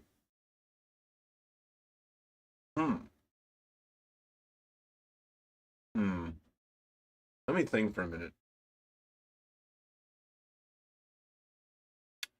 That could work. Here, run that back. Calculating logical robot, and knows that, well, Edwin is trying to make M2, which is a copy of my program. Okay, so we have, let's take, I want to dissect his logic. Isn't working. There's no one around to possess it. So if M1... Okay, so M1 theorizes that M2... Wait.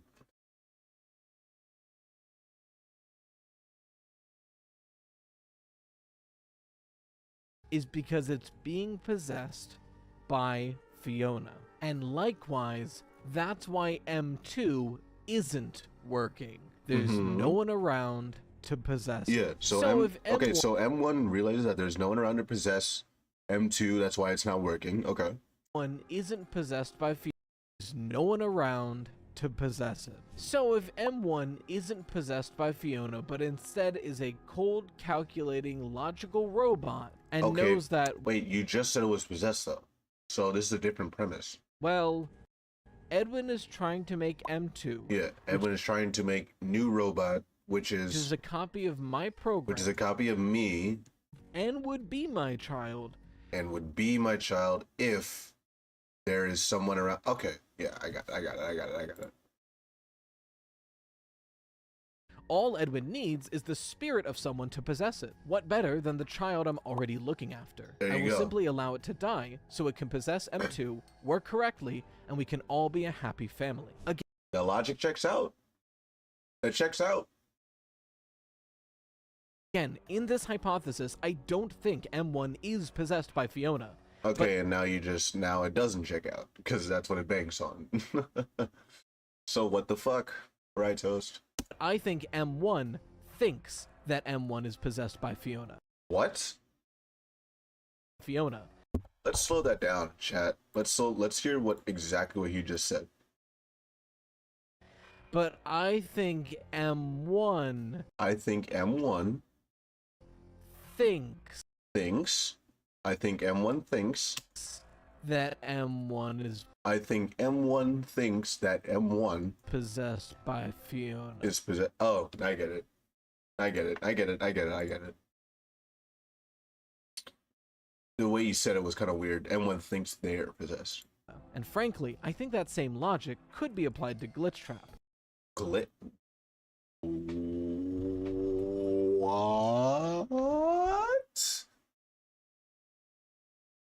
What? But we're not even close to being done with this game enough to go look. What? You think that logic can be applied to Glitch Trap? Hypothesis, I don't think M1 is possessed by Fiona, but I think M1 thinks that M1 is possessed by Fiona. And wait, wait. That's the default stance. So are you glitch afted? You're glitch afted, aren't you? No way. Or you're glitch both, aren't you? Frankly, I think that same logic could be. You think Glitch Trap is Mimic and William, don't you? Yeah. Applied to Glitch Trap. But we're not even close to being done with this game enough to go look at other games. Oh my god, he's glitched both. He's glitched both. No.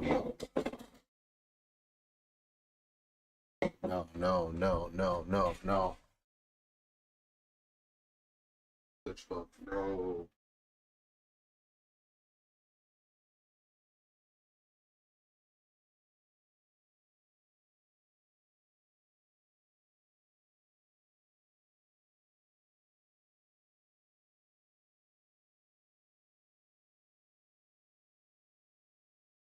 Oh no. Oh no. Oh no. No, Glitch Trap Glitch Trap thinks it is William.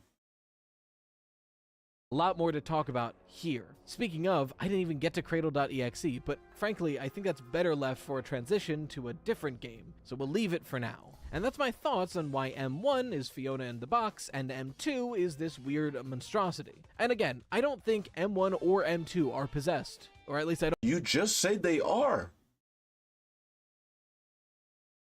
What the fuck? I don't currently think so, but I think M1 thinks she is, and I think M2 is an amalgamation of a lot of different people. Because frankly, the reason why M2 doesn't work, I think, is because it's never trained on a specific one. What the fuck?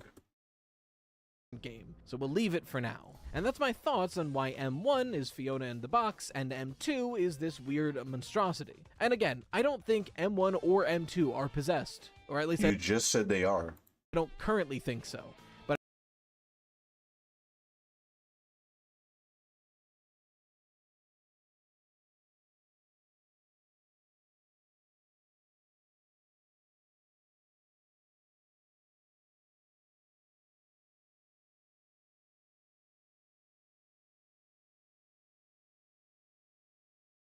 I think M1 thinks she is, and I think M2 is an amalgamation of a lot of different people. Because that makes what? Frankly, the reason why M2 doesn't work, I think, is because it's never trained on a specific one. I think M2 is an amalgamation of a lot of different people. Because frankly, the reason why M2 doesn't work, I think, is because it's never trained on a specific one person, whereas M1 was. It is, though. Plenty of M2 is specifically, it's a David bot. Recordings for Fiona for M1 to train on, but there's like barely any recordings of David for M2 to train on. But that's also not true, but okay. But what do you think? This is admittedly still very confusing. I can help you out with the confusion, but yeah. All right, next video. Last video. Hyper Droid again. YouTube, give me one more ad and watch what happens. Watch. 5 Minutes Just watch. of Freddy's hides its lore in secret split-second moments, the deepest, darkest corners of its locations, in single lines within the multitude of books, and more. Today, multitude of books, and more. That line doesn't know how wrong it is. I'm gonna move it for the chat. Look at that.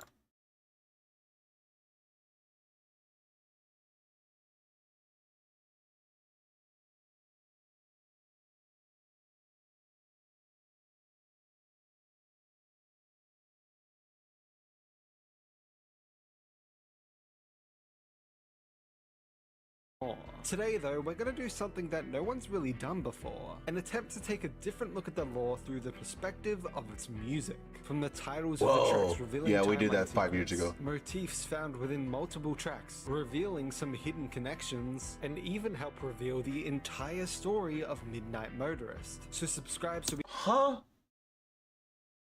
and even help reveal the entire story of Midnight Motorist. Tell me the entire story right now. You solved it, right? So tell us the story. No holes. So subscribe so we can hit 255,000 subscribers before the end of the month. I just launched channel membership, so become a member to help support the channel and get some exclusive benefits, like the video, and of course remember this is all just a theory. Now, let's begin. Starting off with FNAF 1, and we of course have the infamous Toreador March, used by Freddy when the power in your Is that shit? Whoa. Scott was actually purchasing the licenses to these songs, and so they obviously weren't made specifically for FNAF French, and the entire song's lyrics are all about the bullfights, and specifically his victory throughout them. It's a victory march. This is what FNAF 1 is, a bullfight. So when Freddy plays his tunes once the power is out, he's telling you that he's No Foxy again? There we go. That proves my point.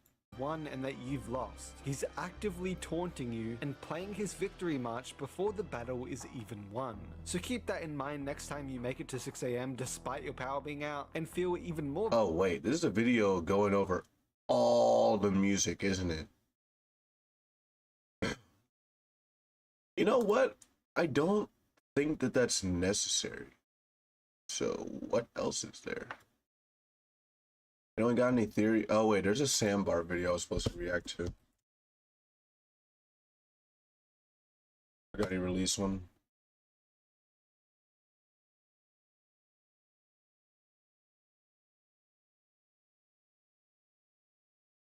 There we go.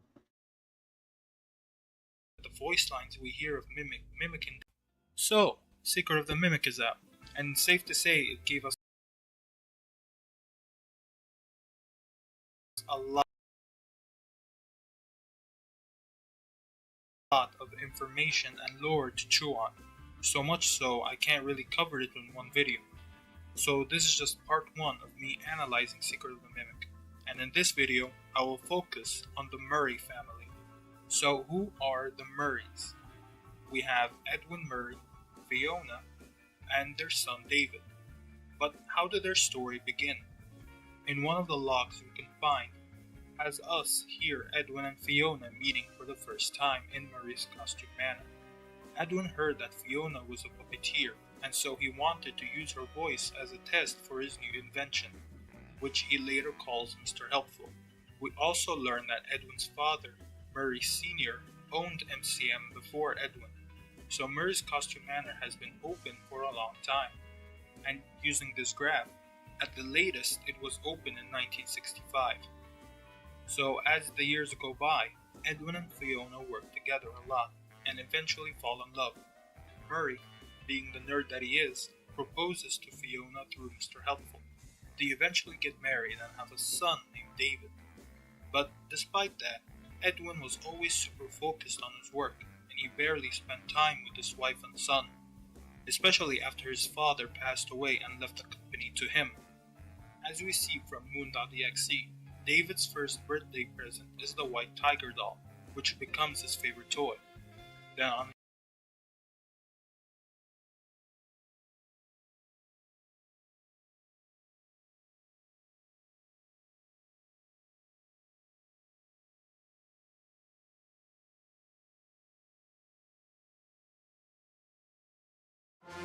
Evolution.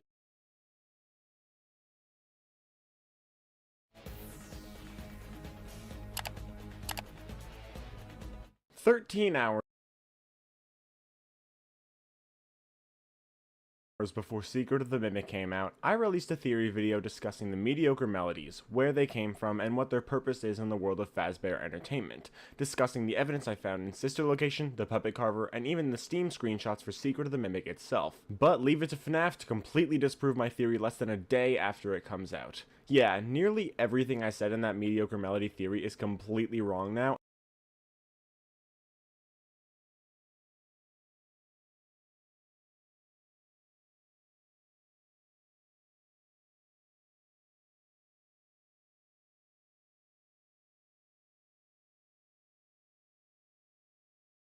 And it's all because of one note that we can find in Secret of the Mimic. So in this video, I want to do an updated version of that video from the I believe that they were meant to be Fazbear characters that weren't very popular and were instead used as side characters. I was under the impression that it wasn't a solid group, but rather a fluctuating one, changing when characters lost popularity or gained it. So, in the 70s and 80s, it would have consisted of Mr. Hippo, Orville, Pigpatch, Monty, frogs as little music minions, and some random blue character. This lines up with what the teaser images in Secret of the Mimic show, and also with the masks we see in Happiest Day, the green one being Monty, pink being Pigpatch, orange being an elephant, purple being Mr. Hippo, and then there's a random blue one. We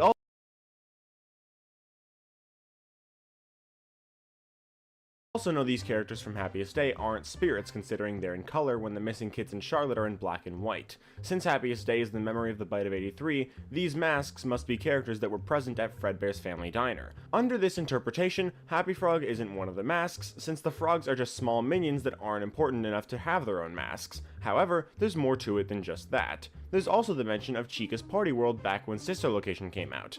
Because the Puppet Carver had a pig and a bear animatronic alongside a bird character, some believe Chica was once a mediocre melody since she fits with the theme. This allows Chica's Party World to have Chica and the mediocre melodies. Chica gets adopted for the Core 4, and then later Monty and the blue character are discontinued, being replaced by Happy Frog as her own full animatronic as well as Ned Bear, a Fredbear or Freddy ripoff. However, because Chica's Party World existed during Sister Location, it seemed more like after Freddy shut down, Chica branched off to have her own restaurant, and that's where the mediocre melodies flourished. All the evidence seemed to line up with this, at least until the actual game itself came out. It's kinda crazy that I made a theory on Chica's Party World, something that hasn't been mentioned in like 9 years, the night before a game came out actually explaining it.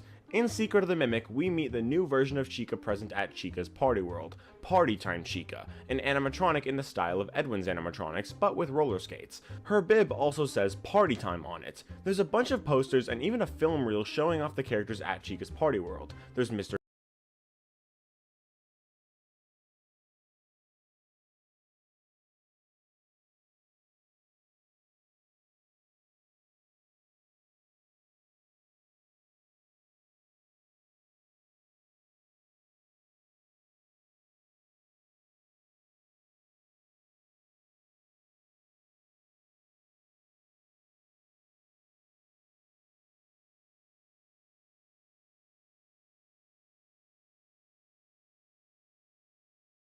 Cupcake, Miss Burger, and Miss Shake, all also with roller skates. The mediocre melodies weren't a part of this restaurant. Also, this is from the beginning of the timeline and before Chica was enlisted as a part of the Core 4 Fazbear gang, before Freddy's opened. I plan on doing a video on how the Core 4 and Freddy Fazbear's Pizza itself came together, but the point here is that Chica's Party World existed all the way back in the 70s, and I was wrong in thinking that the mediocre melodies got their time to shine there, right?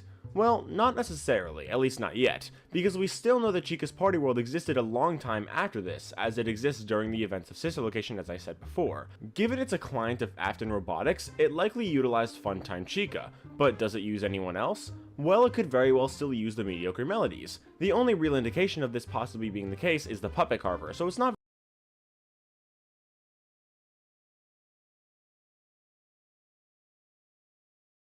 very solid, but it is possible. So, is that all? Because by no means does any of that debunk the rest of my theory. Unfortunately for me though, something else does. You're not going to stop anything.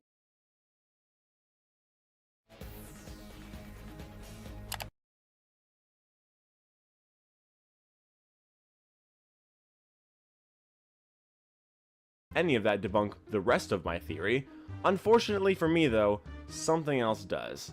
Throughout Secret of the Mimic, we can plug our data diver into various things. It essentially acts as a USB, so every time we plug it into... Oh, I pushed the button on my mic by accident. Basically, what I was saying was that I'm gonna send Evan a text saying that I'm watching his video right now. That's all I said. And then I was like, he's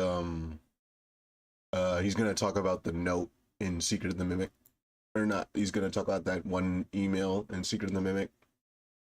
To a computer, all our maps, logs, and progress through moon.exe is displayed, then remains in the data driver. Yeah, I should call him. Should I call him on stream saying I'm watching your video?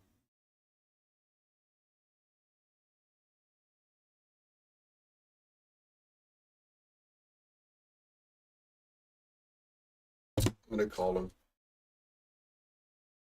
Is he in the is he on the which one? The is he on FT? No. Is he in a group chat with me? Yes.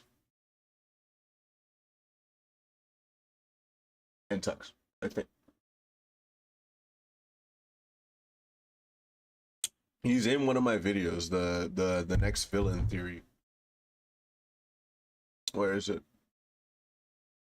Oh, yeah. Yeah, no, they're hard to get a hold of if you don't know them in real life. When we unplug it. It also allows us to activate programs in other computers as well as save data from them, such as the Mimic blueprints. Something else we can use our data driver on in the game is mailboxes that we can find scattered around the facility. Every time we put our data driver into one, a log is saved to it. I will. There's over 40 mailboxes, and all these logs have lore about Murray's costume manor. There's logs from William Afton, logs about Springlock suits and Henry, logs about the Mimic, and most importantly in this case, there's a lot of logs from employees at the costume manor. A lot of these employees complain about their working conditions. The employees had created a group chat through the logs so they could have a place to talk to each other without Edwin seeing, because they feel like Edwin is always listening. They talk a lot about how Edwin is really secretive and suspicious, biased towards his family, and just overall doesn't run the company nearly as well as his father did. He's not a great boss, and a bunch of employees get really tired of it. Here's one of the notes we can find in the game. Quote, "Me and Stan are out of here. It's time to jump ship before things get ugly. I have a bunch of Fiona's character patterns and Stan is taking what he can. Join us. With everything we know about the restaurant project, we can start our own machine shop." End quote. When I first saw this note, my idea was that this machine shop would end up being bought out by Fazbear Entertainment, and this guy and Stan would end up working for the company, handing over Fiona's designs for Fredbear and Spring Bonnie, and being the Springlock suits that are used for Fredbear's Family Diner, the ones in FNAF 4. However, as you may have seen in my Secret of the Mimic theory discussion video, or the live stream the video was made from, my friend Altera actually told me about an alternate idea, so shout out to him for letting me know, because I don't know if I would have made this connection on my own. Like I said, there's one guy whose name was made from. My friend Altera actually told me about an alternate idea, so shout out to him for letting me know, because I don't know if I would have made this connection on my own. You want to pull up the 2 messages I sent you 3 weeks ago? It's all good. Like I said, there's one guy whose name we don't know, and another guy named Stan. We know they take some of Fiona's designs, and they intend to start their own machine shop using the knowledge they got from working for MZM. So there's a couple things to determine here. 1. Is this machine shop something we've seen before or already know about? 2. Which of Fiona's designs were used? Let's start with the first question. Technically speaking, we don't know if these two actually do create a machine shop, and if they do, we don't know if it's something we already know about. But it would be kind of weird if it wasn't, otherwise why bring it up at all? All we know about it would be the name of one of the founders, Stan. We don't know the other guy's name though, but that's okay. There's another crow. Where in the series have we heard another the name Stan before? Not many places. I don't remember if there were any side characters in Frights or Tales stories or even any interactive novels, but one notable appearance of the name would be Stanley, the main character from Room for One More. Oh yeah, the story that factually happens after Sister Location.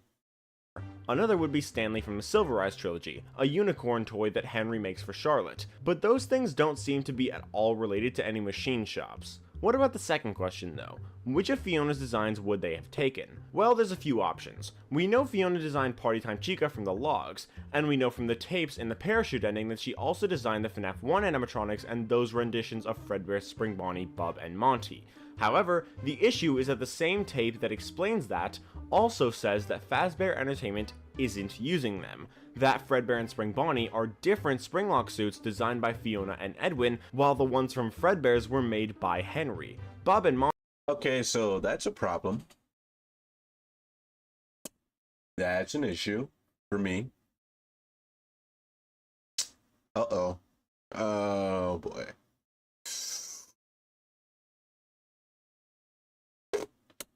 Okay, that's a problem. Monty are never actually used, at least not these versions of them. So taking these blueprints wouldn't do much for Fazbear. They only end up using Fiona's designs when they redesign the Core 4 for FNAF 1, but the rest all go completely unused, or in the case of Chica, already used by Fazbear Entertainment. So it doesn't make much sense for these. Is that true? Bonnie also says that Fazbear Entertainment isn't using them. That Fredbear and Spring Bonnie are different Springlock suits designed by Fiona and Edwin, while the ones from Fredbear's were made by Henry. Fuck. Son of a bitch. Okay, that's a bit annoying, but we can work around that. Bob and Monty are never actually used, at least not these versions of them. So taking these blueprints wouldn't do much for Fazbear. They only end up using Fiona's designs when they redesign the Core 4 for FNAF 1, but the rest all go completely unused, or in the case of Chica, already used by Fazbear Entertainment. So it doesn't make much sense for these employees to take them and use them, whether for their own company. That complicates one of my thoughts a little bit. That's so annoying. Or for a Fazbear restaurant. Is why I hate so FNAF, what bruh. businesses do we know of in FNAF outside of Fazbear Entertainment, Murray-Co, and Afton Robotics that could possibly fit this role?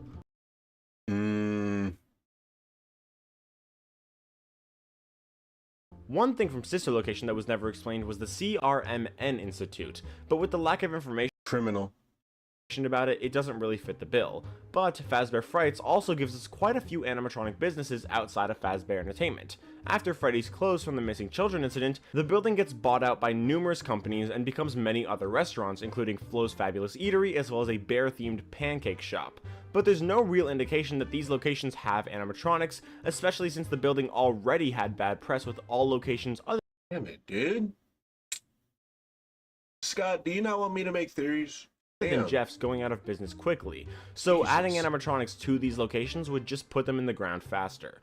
One other idea could be Camp Atenia, the location visited in the story Bunny Call. However, Ralpho in that story isn't actually an animatronic, but rather a costume. Sure, they could have taken the costumes from MCM, but it feels more like they would have stolen animatronics, since I doubt there would need to be blueprints for said mere costumes. The next option is the pizza playground itself from the Puppet Carver. The restaurant in the story has a pig animatronic, a bear animatronic, and a bird animatronic, all different characters that are at MCM and could have been designed by Fiona. There's the pig with the lasso, Freddy and Fredbear themselves, or possibly Bub, and the bird from Ruin or Party Time Chica. However, like I said before, the audio log mentions using animatronics Fiona designed that were not being used. Party Time Chica is used, and Freddy and Fredbear are also used. So we'd be narrowed down to the pig with. Wait a minute. Chica is used as using Ruin or Party Time Chica. However, like I said before, the audio log mentions using animatronics Fiona designed that were not being used. Party Time Chica is used, and Freddy and Fredbear are also used. Oh, wait a second. We might have some life. Hold on, she may have legs. So we'd be narrowed down to the pig with a lasso, the bird from Ruin, and Bub. Hey guys, Evan editing here. I just want to say, this is assuming Bub is actually a bear at all, because that's a dog, my friend. Because I assume that he is because he's based on Bubba from FNAF World, which that's a dog. Is a bear, but also the bow tie is a lot more reminiscent of like a bone. Thank you. I'm like, I don't care. I don't give a shit. I want to know. Okay, that's rude. Fuck you, YouTube. Than Jeff's going out of business quickly, so adding animatronics to these locations would just put them in the ground fast. FNAF World, which is a bear, but also the bow tie is a lot more reminiscent of like a bone, like Sparky the dog, and the head shape looks a lot like Fetch, so it could Look very at well the fucking nose. be a dog animatronic rather than a bear, in which case this doesn't work anyway. However, it would be weird if they were taking Fiona's designs for a small pig from the Welcome Show, an actual fully fledged animatronic, and a classic Fredbear style Springlock suit. They're all completely different, and while it's entirely possible whatever blueprints they used were altered over time, it would be kind of weird to start with characters that are completely different from one another. But personally, I don't think that matters too much, so this is the first option that is actually a decent possibility, or at least it would be if it weren't for what I'm going to talk about next, and that is FNAF 6's catalog mode. 3 of them are pretty unimportant. There's Dumpster Diver Weekly and Rare Finds Auctions, which aren't actual companies, they're literally just Stan's Budget Tech. Trash. Yep, it's the same shit from the story, yeah. Auctions, and there's also Smiles and Servos Inc., which is a Good catch, Nebula, in the chat. company, so it could work, but nothing in it really suggests that, since it's the catalog with the rock stars, which don't match any of Fiona's designs. And that leaves only one catalog, and the name of it is Stan's Budget Tech. Remember how Stan was one of the guys who left MCM with the blueprints? One of the guys who left to start his own machine shop in the first place? Yeah.